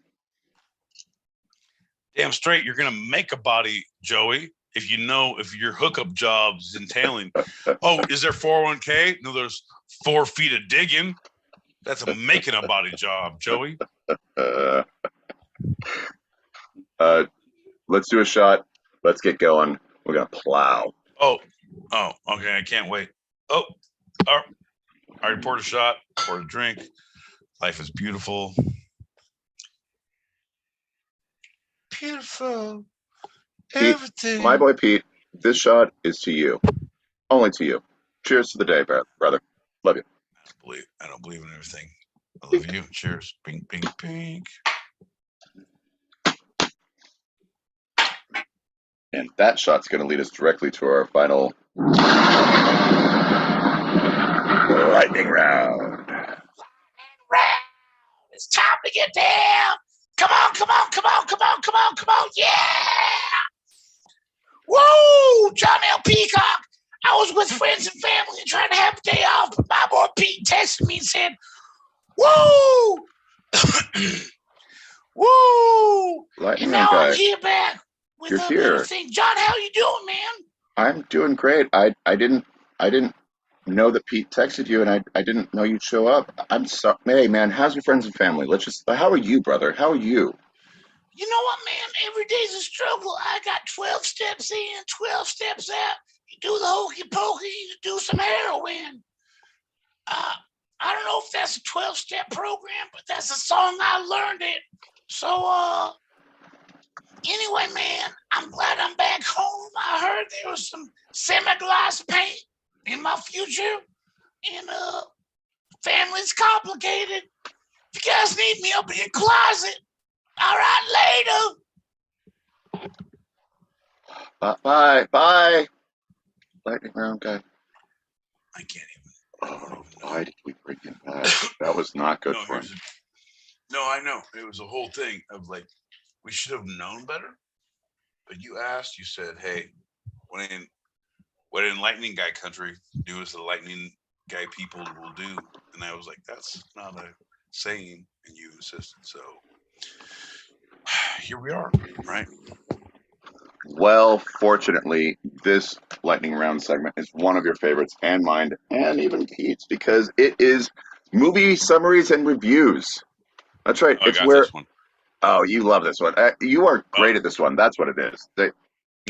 You love them all the same, right, Pete? I love everything we do in this fucking show, John. One of the things I believe in is supporting you and saying I love things that you make me do. But what I can tell the fans, the followers, especially here on Thursdays, live, 8 p.m. Pacific, 11 p.m. Eastern, on the YouTubes, on the stereos, at Two-Sided Pod is our handle. I can tell you that I love the movie synopsis. Is it a cacti? It might be. But this is a movie synopsis. I will give you what it is about. I will give you my thoughts on it. And then you will tell me if I've ever seen that or heard about this movie before. And if you're right, then May God have mercy on your soul, because that means you're agreeing with me. Because I will be right. And regardless of what you think, if you haven't seen one of these or heard one of these segments before, my boy Pete has seen. I go obscure. I go super obscure, and he still gets them. He still knows them. He still has seen them. He is a movie junkie. He is a cinephile. I mean, with the state of California, you know what? We're not going to go with all the files I am. That's right. Yeah, let's just jump into it. All right. So this is going in chronological order. Horrible joke. I just realized what all the files were, and like, there's not a good one to be had. And like, fuck you, Pete. Stick with all the movies you know and not the jokes. See, John? Now you're in trouble because I made movie jokes. And all of these are in the horror/comedy, dark comedy horror genres from 60s to the mid 2000s. My boy Pete, are you ready? Thank God Joey is listening and watching, because one of the things I know, I've learned everything I know from horror movies from Joey. And one of the things I know is I don't listen, but I know everything. So let's go. For those listening live, please, right now, throw when you have a vote, either do it through voice message, or if you're on the YouTubes, do it through the text message. We will tally all those up at the end of this segment. And let's start with the first one. These are all, obviously, because we've talked about it, they are real movie titles, real movies in America. Every movie I know. Yeah. No, I've seen it. Like, there's some shit ones, John. Like, if you're okay, but let's go. Let's do it. This first one is the longest title. It is The Incredibly Strange Creatures Who Stopped Living and Became Mixed Up Zombies! Exclamation mark, question mark, from 1964. That's right, that classic, The Incredibly Strange Creatures Who Stopped Living and Became Mixed Up Zombies! Right, there's no question mark in the title. Am I correct? It was, the original title actually didn't have it. It was just 2 exclamation marks, but the correct. revised version Zombies. did have, yeah. Right, no, the one I watched, because I don't fuck with remakes. You know that about me. Yeah. It was stopped living and became zombies. It was exclamation points. So the idea 64, it was a black and white movie, and the people who were leaving their day-to-day doldrums, it became that their day-to-day living doldrums was zombie-like behavior, and they just stopped caring about their normal things and became slowly trying to get other people to do the stupidity and the doldrums that they were living in. They tried to make it a comedy, because from like it was supposed to be a comedy, but it was like, oh, this is a horror. But then they said, oh, we're going to do question mark exclamation point when they remade it and re-released it. And I want to say 74, 78. And they tried to make it a comedy. It was like, but it's a cult classic. It's great. It's awful. Like, it's just a lot of dumb, horrible acting. It's like the same thing as Reefer Madness. Like, oh, it's good. It's not good. It's tell your children. That. Right. Exactly. It's one of those, but it's so funny and ironic that it's funny, but it's not. So I give 2-sided pod down is what I give it. Does make sense. All right. So for those listening live, if you feel that my boy Pete has seen and actually even knew the background of the title change, which is amazing, of this movie, The Incredibly Strange Creatures Who Stopped Living and Became Mixed Up Zombies from 1964, let us know. And if you believe he hasn't, let us know that as well. That's what your job is. Let's go to the next title. From 1972, this is that classic Invasion of the Blood Farmers. Okay, so this is a 7.2 version, because Body Snatchers was 78, and then the remake was 89. So Blood Farmers these were aliens who would inhabit humans and have to bring them in. It was like the same thing as basically it was a reiterated version of the Matrix, where here's these hosts, they'd bring real people in and hook them up to machines and have them being suctioning for blood, and the blood would then serve as their food and their sustenance for everyone off planet. It was good. It was scary in the way that we hadn't seen at that point. It was a new idea, but when you look back, it's like watching MacGyver these days, or 18. Like, it's good. Like, I see how everyone's made it better. It's good. The intention was there, but the production value from script on was not enough to bring it to. Missed. Yeah, was a little, but good. Like, I get it. You shouldn't leave your house or your fucking marriage or your child because you fucked up. Like, maybe just don't work in cinema anymore and get a job at Chipotle.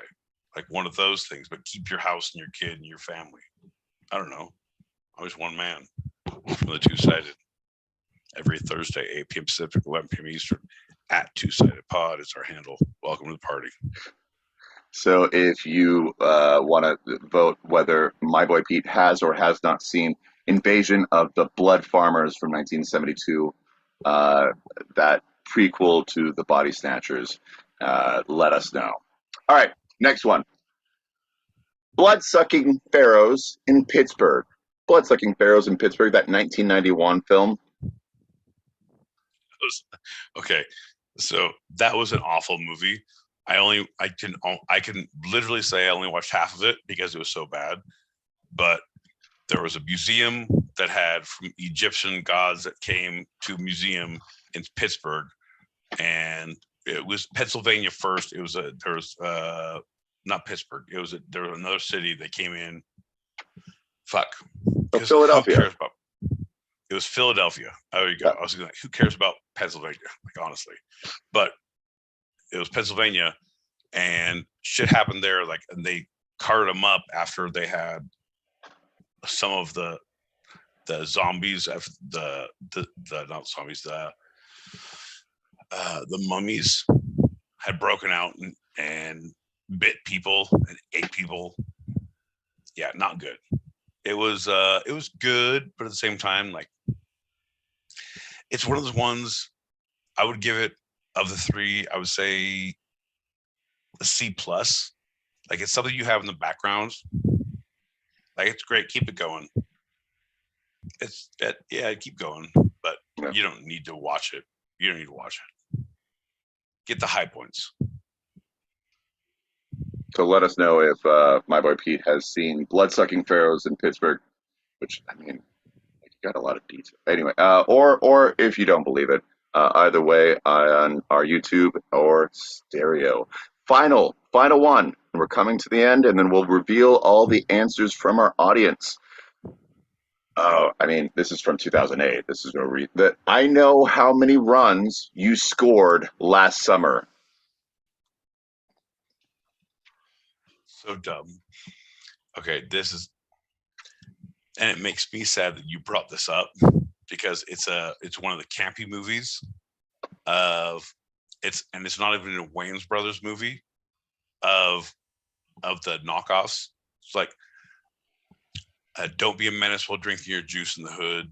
Like, it's not even, it's so bad, where they did a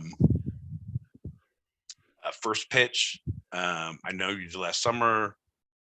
They had all the movies, and it was a knockoff, and it had the high points were unquote, quote unquote, the high points of those movies, but were not good. They were direct to DVD, and you can watch them on Amazon Prime, which, if that says anything to you, don't watch anything that goes direct DVD or Amazon Prime. All right. That's it, ladies and gentlemen. Cast in those final votes now. You can vote for that last one, which is I Know How Many Runs You Scored Last Summer. That campy one. Has my boy Pete seen it or not? Or you can go with all four. 1, 2, 3, 4. We'll go in order, and by the time I'm done, that's it. we're going to tally all the votes. So the incredibly strange creatures who stopped living and became mixed up zombies from 1964. The invasion of the blood farmers from 1972. Blood-sucking pharaohs in Pittsburgh from 91. And getting into the 21st century, I know how many runs you scored last summer. 2008. Horrible. One of the better ones, but horrible. Can't be. Horrible. Folks, we are the Two-Sided. We are here every Tuesday, Thursday, 8 p.m. Pacific, 11 p.m. Eastern, 4 a.m. Greenwich Sandwich Time on Wednesdays, Fridays. We are at Two-Sided Pod. That is at Two-Sided Pod. All one word, all lowercase. So it looks like the people on stereo have not had any votes. The messages that are in are from before, and we're tallying up the votes from YouTube. That's right. So YouTube is going to determine it this time. I'm going all the way back. Here we go. All right. Yeah, here we go. Great. I got that one. What do we got? Yeah, 6 of 1. Take off your shoes. Okay. Got to count with your toes. And so with Spondy voting, has not seen that fourth movie. I'm sorry, with Joey voting, he has not seen that fourth movie. And Spondy voting, he has seen all of them. So that's 4 votes for yes, 1 vote for no on the last one. And that's it. The votes are in. The tally is done. My boy Pete. Movie 1, have you seen it? What was the movie? Go ahead and you got to tell everyone. The incredibly strange creatures who stopped living and became mixed up zombies. I saw that one. Invasion of the Body Farmers. I have not seen that one. Blood-sucking pharaohs in Pittsburgh. I have not, but I can't wait to watch it.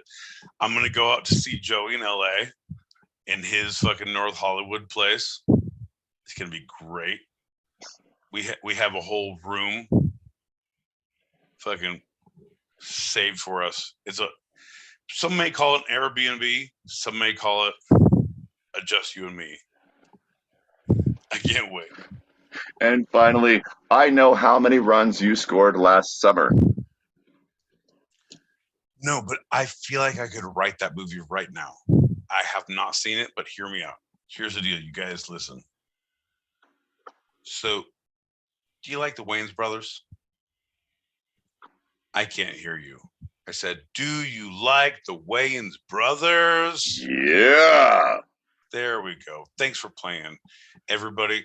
We are the Two-Sided Pod. At Two-Sided Pod is our handle. And of course you love the Wayans brothers because they have the ability to bring stupid to the table. And what we do every Tuesday, Thursday, 8 p.m. Pacific, 11 p.m. Eastern, 4 a.m. Greenwich Sandwich Time, Wednesdays, Fridays, is bring the stupid to the table.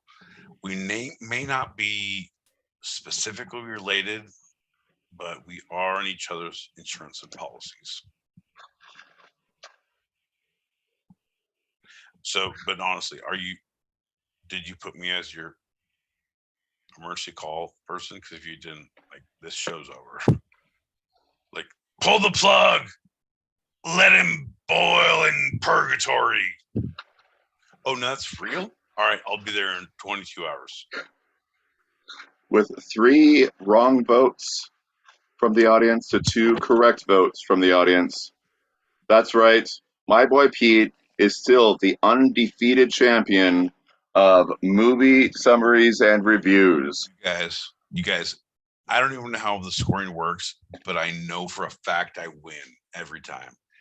That is what you guys need to remember. Don't fuck around. You best with the bull, get the horns. And that's going to lead us directly to our final segment of the evening. I hope it's fun. Oh, super fun. It is the Celtics.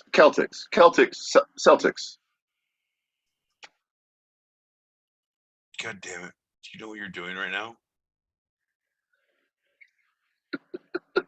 Do you actively see what you're doing? Like I feel like you should have taken a hard left. Like, what is another thing I can talk about instead of this? Do you know who's listening here? Hold on. Let me look through. No. I almost went to another show. I literally, I gotta go to another show. You guys, you know the Catman is here, right? His Celtics are no longer the playoffs, right? You can take my basketball, but you can't take my playoffs. No, that's not it. Because they were Celtics.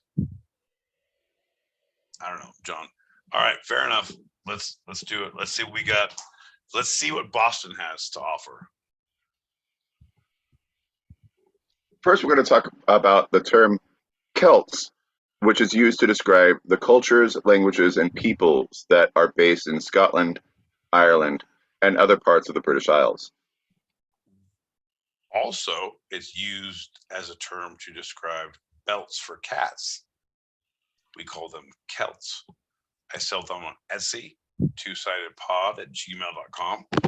Get your Celts today. You want your meowsers to have a nice fucking giddy up buckle? Well, worry no more.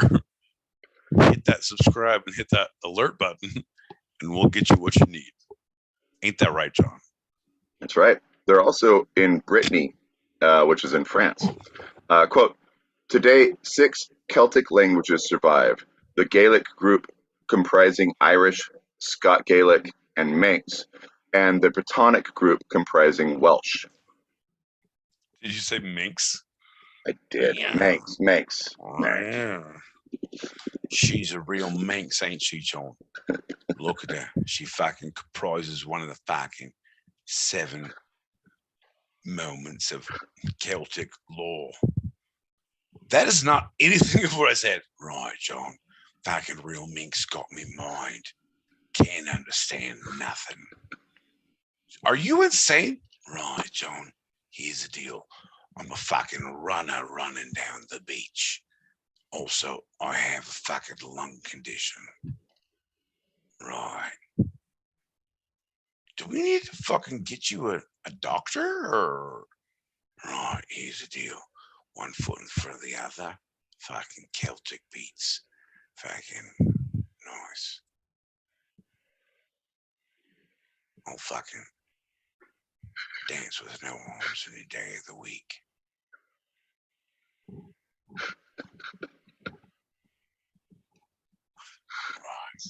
So the ancient culture known as the Celts once extended far beyond the British Isles, with territory stretching from Spain to the Black Sea. The Celts were geographically the largest group of people to inhabit ancient Europe. I've seen bigger inhabitants of people, John. That's bullshit. This one time, I saw a big fuck-off group of people. I'm like, oi, are you Celts? They're like, nope.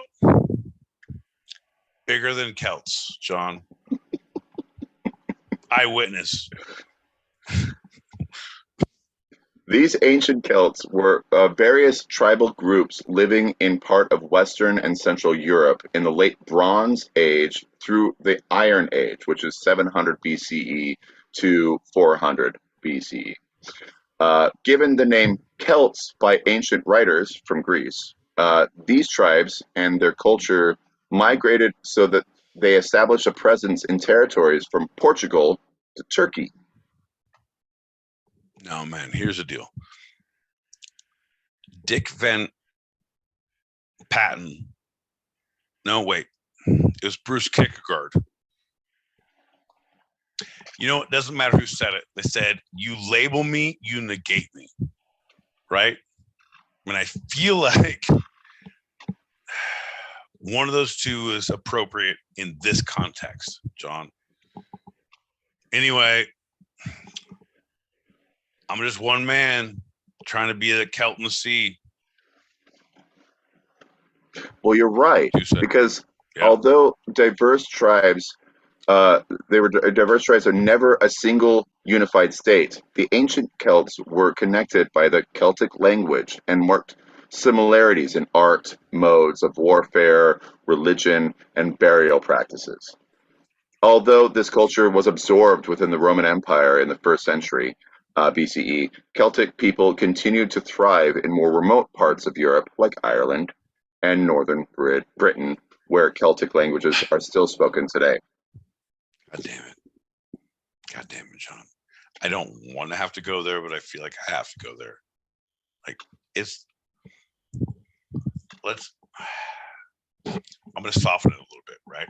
I'm going to soften it. We're talking about the Celts, and their influence wasn't experienced all the way through because they became more accustomed to their day-to-day. It's just like you're a left-handed person, right?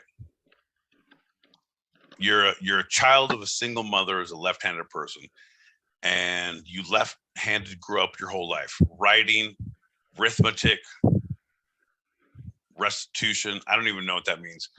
But you go out to the sports pitch, right? And you play left-handed. Yeah. You bat left-handed, you kick left-handed, you throw left-handed. Like everything you do that is your will, you left-handed. You are a Celt. You have done you, but you have assimilated to these day-to-day things that have made your life easier. No, of course, fuck that. Fuck left-handedness. Fuck gingers. Fuck their see-through skin. Dear Lord, please don't let her look at my fucking ginger head and my see-through skin. I'm just a fucking Celt, and I hope to fucking throw with my right hand one day. Yours truly, John L. Peacock. Fuck! It didn't work, John. Things are what they are. You get through. You fake it, but you go back to what you are, man. Mm-hmm. Like, you can't fake things in life for someone else. You can do it. You definitely can do it. 100%. Sure. Bro, you can do it. Hey, Celts, do you want to not be an independent state? No, is that a yes or no? I can't understand the language you're still speaking, even though you're part of this society. Oh, because that's a yes. You see, John? Yeah. I said dogs. You like dogs. Dogs. I don't know what you're saying. Well, this is a language you understand because the ancient writers described the Celts as fierce warriors. The Gauls of France had sacked Rome in 390 BC, and when Alexander the Great was campaigning, he received a party of Celts. The Gauls. So, but the Gauls, the Gaul invasion was, people say it's animalistic, but it's like these are warriors. These are people who have, it's like okay, how do we say? Game of Thrones. It's the Unsullied. It's all you know, all you believe in. Like, you have family, you have things, but you're now in a fight. Right. You're now, this is all I believe in. This is all I see. Because I'm driven by these things. They have bases, they have grounding structures, but once you leave those, you're done. It's almost like Viking lore. It's like, it's very, not lore, but it's very specific. Mythology. It's where, John, here's the deal. I feel like we're too soft now. What I need from you is I need you to be that Celtic invasion of the Gaul personality as you read through this last fun segment. Like, don't take any shit from me. I will slow you down. Let's get to the goddamn point, and you run the house. I'm going to stop you, but you need to be fucking owning this house. Ready? Go. So Alexander the Great received a party of the Celts, and quote, the king received them kindly and asked them when drinking what it was they most feared, thinking they would say himself, but that they replied they feared no one unless it was that heaven might fall on them. By the 3rd century, they occupied a large like dogs. portion I of also Europe. don't like fucking believe they're called spokes. They have spoons and have forks. Fucking travesty. It's fucking scary. Okay, go. So by the 3rd century BC, they occupied a large portion of Europe, but that waned with the Roman defeating the Carthaginians in the Second Punic War. And Carthaginians. Yeah. No, you're doing good. And Julius Caesar had conquered most of Gaul, which is modern-day France, by 50 BC. He was, I mean, a lot of hard work and teamwork, dream work, John. So Wales, Scotland, and Ireland all have thriving Celtic languages today. You're doing They're good. not all called Celtic because that's a mother language like Germanic for us. So it's Irish, Scottish, and Welsh. In Scotland, it's worth noting that the origin of the bagpipes can be traced to Celtic times. So they brought that. Right? That's all I said. I said, if you blow up a sheep's bladder, you'll have more riches than if you don't blow up a sheep's bladder. Legend had it. Blow smarter, not harder. Legend had it, to scare their enemies, some Celts would strip naked before going into battle. Okay. All right. John, John, I'm going to look for my HR team, but the thing is, Karen, I don't give a shit. No, here's the deal. I pay you, right? Fuck off. I'll deal with the lawsuits. Here's the deal. Yeah, of course you do. It's intimidating, bro. Every time I walk into the workplace on a Thursday afternoon when they say it's casual Thursday, they actually say casual Friday, but I've been up for 2 days, so I don't know the time zones we're in. It could be Tuesday, Thursday, 8 p.m. Pacific, 11 p.m. Eastern. It could be Friday morning, 4 a.m. Greenwich Mean Sandwich time. I don't know. Anyway, just to be sure, I walk in as the Lord made me, cleansed, whole, wearing black socks and flip-flops. Why? I don't believe in this floor. That's why, John. So I think we need to take a little respect for what the uniforms may or may not be in our fun segments, John. Well, speaking of uniforms, now in the sports world, we have, of course, the Celtic FC, the Irish football club in Scotland, in Glasgow. Like actively, we're going to do that kind of football league. Like, come on, we have enough leagues. Any more leagues now is about money. The leagues we have are about money. You're trying to take away from these leagues, those leagues, to these leagues. Like, well, this league was established in 1887 to help impoverish Irish immigrants in Glasgow, the port city of Scotland. Right, but they became part of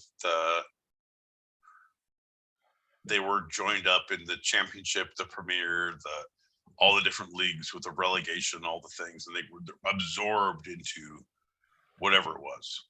Yeah, no, I'm backpedaling, John. I know nothing about it. It's like, oh, another fucking league. Right, these fucking cunts knows nothing about these fucking. Right, here's the deal. I feel like it's the best idea if we just keep our mouths shut and we don't talk anymore about these fucking football teams and where they may or may not be relegated to. Right. Andrew Kernis was the founder. He's also known as Brother Warfred. Anyway, names for the team included the Glasgow Hibernia, the Emerald Harps, but the steadfast Brother Walfred had the last word, and on his insistence, the new club was called the Glasgow Celtic. You're in. It could be the Glasgow hernias, the captivating captions, the Hartford Havocs, or the Celtics of some sort. The next year, 1888, they played their first game with the neighbors, who were the Glasgow Rangers. This created a rivalry that still is one of the biggest in all of football history, 130 years old. Right. I believe it was the Glasgow Rangers and the Glasgow Celtics. Was the, I don't know where you're from, John. Apparently from Glasgow, because we call it Celtics. It's like it's like where West Side Story was based on, where Shakespeare was like, I get it now, and he was like, I'm gonna write this story, and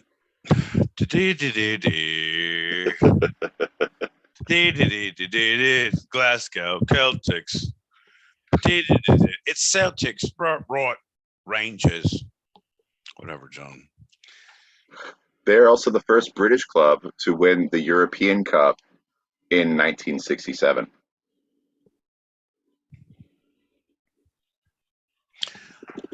Okay. All right. I would think a lot more of that, and I know it's a lot, but I've been watching a lot of soccer lately. The first British club to win the European Cup. Okay. All right. That's cool. There's been a lot of other British clubs that have won that. So cool. You're the first ginger to jump out of a plane. Doesn't mean you're special. What the fuck is that about? Oh, one small step for two-sided pod, one giant leap for my boy Pete's ego. 8 p.m. Pacific, 11 p.m. Eastern, Thursdays, 4 a.m. Greenwich Mean Standard Time, Friday mornings if you're across the pond. The pitch of the Celtic Football Club. Celtic, right? Yeah. It's called Paradise. The new home was built in 1892, a couple years after the teams. It was right across the street from the old one. Sorry. No. Here's the deal. Like, do you have like a paragraph, like a half page of the rest of this? I'm done with this part. No. Okay, but literally tell me. Yeah. My thing is like, do what you're gonna do. Yeah. Just do what you're gonna do. Ready, go, and go. That is one of the biggest and most famous of the European football pitches. And now we're gonna go really quickly to the Boston Celtics. I swear that I could never hit a three-pointer from here. Which were formed in 1946. And are one of the most successful franchises in sports history. In your dream, salvation's not so. Sorry, I forgot I had to do the chorus, the bridge. Sorry, you do it. You go.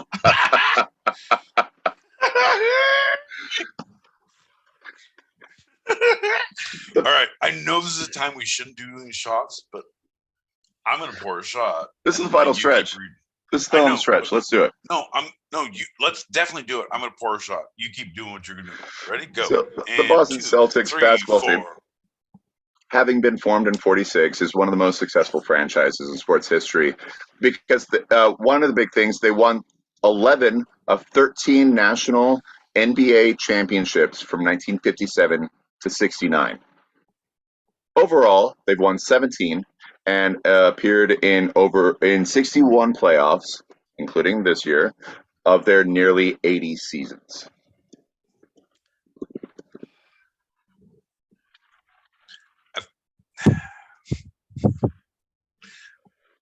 I love it, John. Like, I love it, but I need to be honest right now. I know you wrote this down, right? Like, you did the research, you did things, you're going to give us your sources, you have your scribblings, the musings of a goddamn genius, right? That's what you have in front of you that you're reading from. John, I don't know how to do this. I don't know how to say this, but I feel like we need to take this. Let's print it up. Let's sign it and send it to Black Cat, Catman. Like, because you like your Celtics, you like your Celtics. Well, you love your two-sided, baby, because we give you everything you need. Welcome to the party. Jump into the end. The top player of all time with the Celtics. Ron Artest, Larry Bird.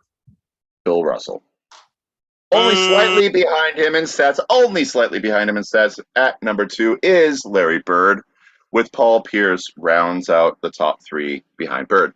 Okay, according to a question posed to the local Boston CBS news station, quote, JK from... Are you a Miranda?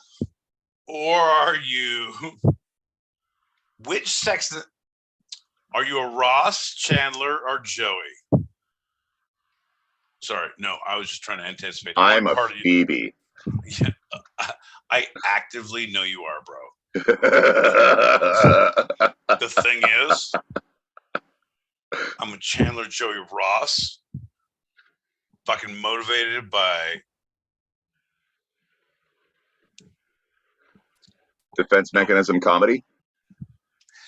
I was gonna say heroin. Let's move on. Allegedly. Quote, JK from Farmingham is curious why Celtics is pronounced with a soft C, while in all other uses it's pronounced with a hard C, like Celtic music and Celtics culture. So they put the question to the Boston Celtics, and they simply said that was how Walter Brown, the founder, wanted it pronounced when he founded the team in 1946. Oh, fuck, John.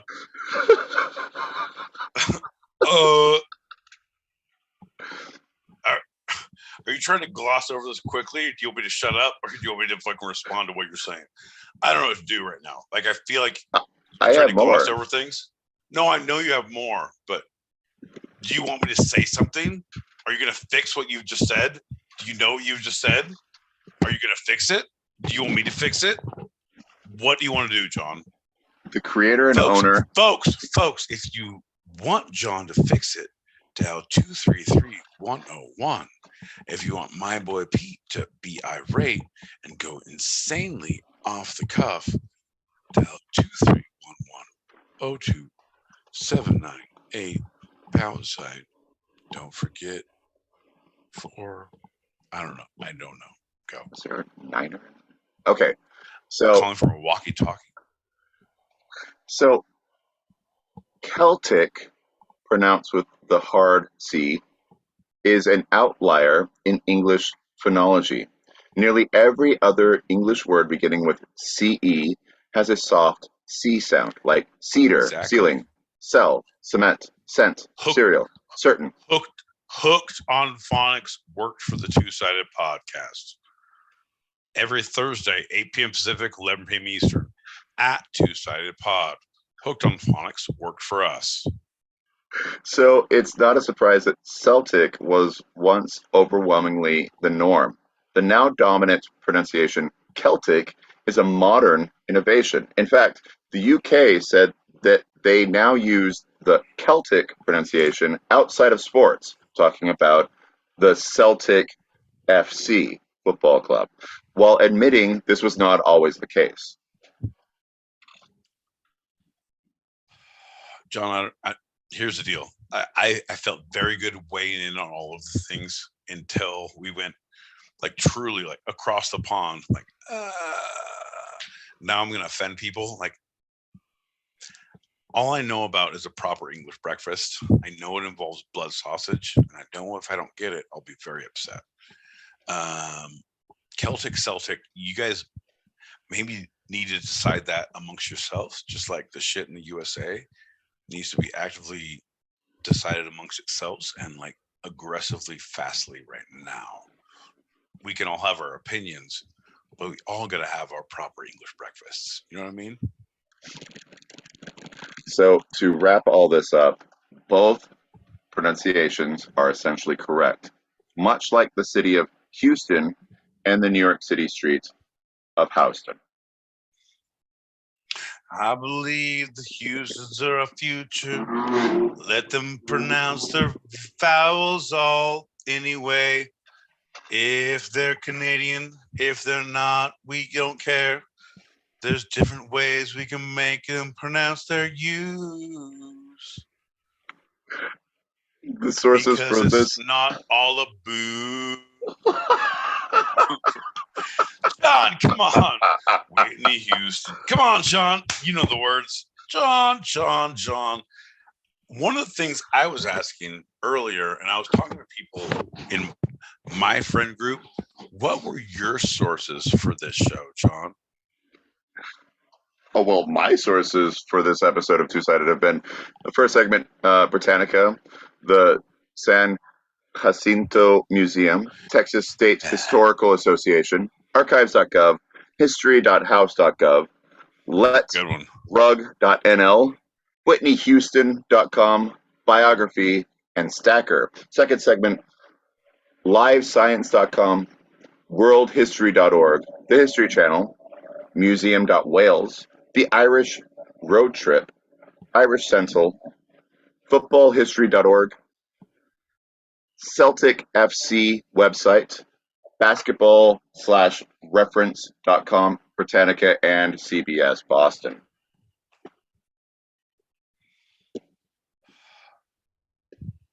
John, you did, folks. Can we have a small moment of praise for John? Because Jesus Christ, bro, you did a good show tonight. You already know I love you, but you now know I appreciate you, because all the other death threats I've sent to your door, I sent a small ear. Wasn't mine, wasn't yours, but it was a message. Listen, motherfucker. I can get you an ear anytime you need to. That's a threat and a promise. Also, good job today. Good job, bro. Good job. I feel like I want to have this. This should be a conversation outside of the show, but I feel very good about it. I feel like this is a divorce proceeding. What I need from you is a list of your references before I have the end of the show, so I can give my references. Like, give me, before you put up your last show, give me your reference. Like, email me a thing. You didn't read it, fucking, you had the fucking chance. All right, because my thing, one of my references was house.com. If you like British comedy, you'll love a doctor who takes pills with a cane. Bill something and a thing. Nope, I wrote Bill Burr and Bill Nye. Nothing there. Here's the deal, John. What I need you to do is slow down so I can run. Alita, did you? And be.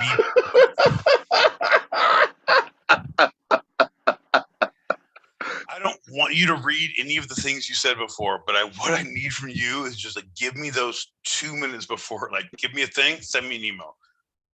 Like, you get that email? Yep. My references are as soon as, yep. Do it, because I got good jokes, bro. And also, if you haven't watched House, that's good because I definitely need more pills. And it's not about a show, allegedly. Hey, let's do a shot because the next question I want to ask you, my boy Pete, is there anything from this episode that you'd like to take a second glance at, a second look, second thought, a second opinion? Son of a bitch. This Pete's Retraction Corner. No, here's the deal, John. We're live every Tuesday, Thursday, 8 p.m. Pacific, 11 p.m. Eastern. Live for the Patreon fans, members on Tuesdays. For the world in general on Thursdays, we know exactly what we're getting ourselves into. Some may say we may regret what we do. Some may say you may have to retract what you have said, thought, felt, experienced. John, I'm going to let you know, John. Human experience. The beautiful thing is you don't have to retract anything. You have to accept what has happened, and you have to decide how you want to move on from there. Do I want to continue in this experience, or do I want to change the trajectory of my path? Oh, okay then. Baba Booey, Howard Stern's penis, Baba Booey. This is the show I was going to do last week, but with the news of Tina Turner's death, I switched gears as we talked about at the end of last show, which is crazy because the Celtics had that amazing run where they're one of 4 teams in all of NBA history to force a 3-0 final game happening. So they won the next 3 to force a game 7. They're one of 4 in all history. It's pretty. They had a good run. They did lose, as actually historically all the other 3 did lose. That's but not so that's not my retraction corner. That's not John's thing. John, shut the fuck up, because I will start yelling at you right now. But literally, high and tight, baby. Shut the fuck up. Very good. Have a shot and let's get out of here. Boop. Jesus Christ, thank you. My retraction corner's not punching in the face earlier. Well, thanks for listening, everybody. We have our open chat show live on stereo every Tuesday at our usual start time. So if you want to join us or want to throw some topics out there, email twosidedpod@gmail.com. That's TWO sidedpod@gmail.com. And for those listening live on the stereo app, stick around in this room for a continued chat in the green room right now for our after show wind down. That's a wrap for tonight. I'm John L. Peacock out in Brooklyn, New York. And I'm my boy Pete in Southern California, and I should have known better. I should have had an idea. I should have had a plan. I shouldn't have done this all, Bobby. And this was our show. You can eavesdrop wherever you get your podcasts and even join us live, both on our YouTube channel, handle at TWO Sided Pod, all one word, and the stereo app every Thursday, 8 p.m. Pacific, 11 p.m. Eastern, as we talk about the 2 sides of life, the serious and the fun, here on 2-Sided. I love you, Pete. Batting 400, John.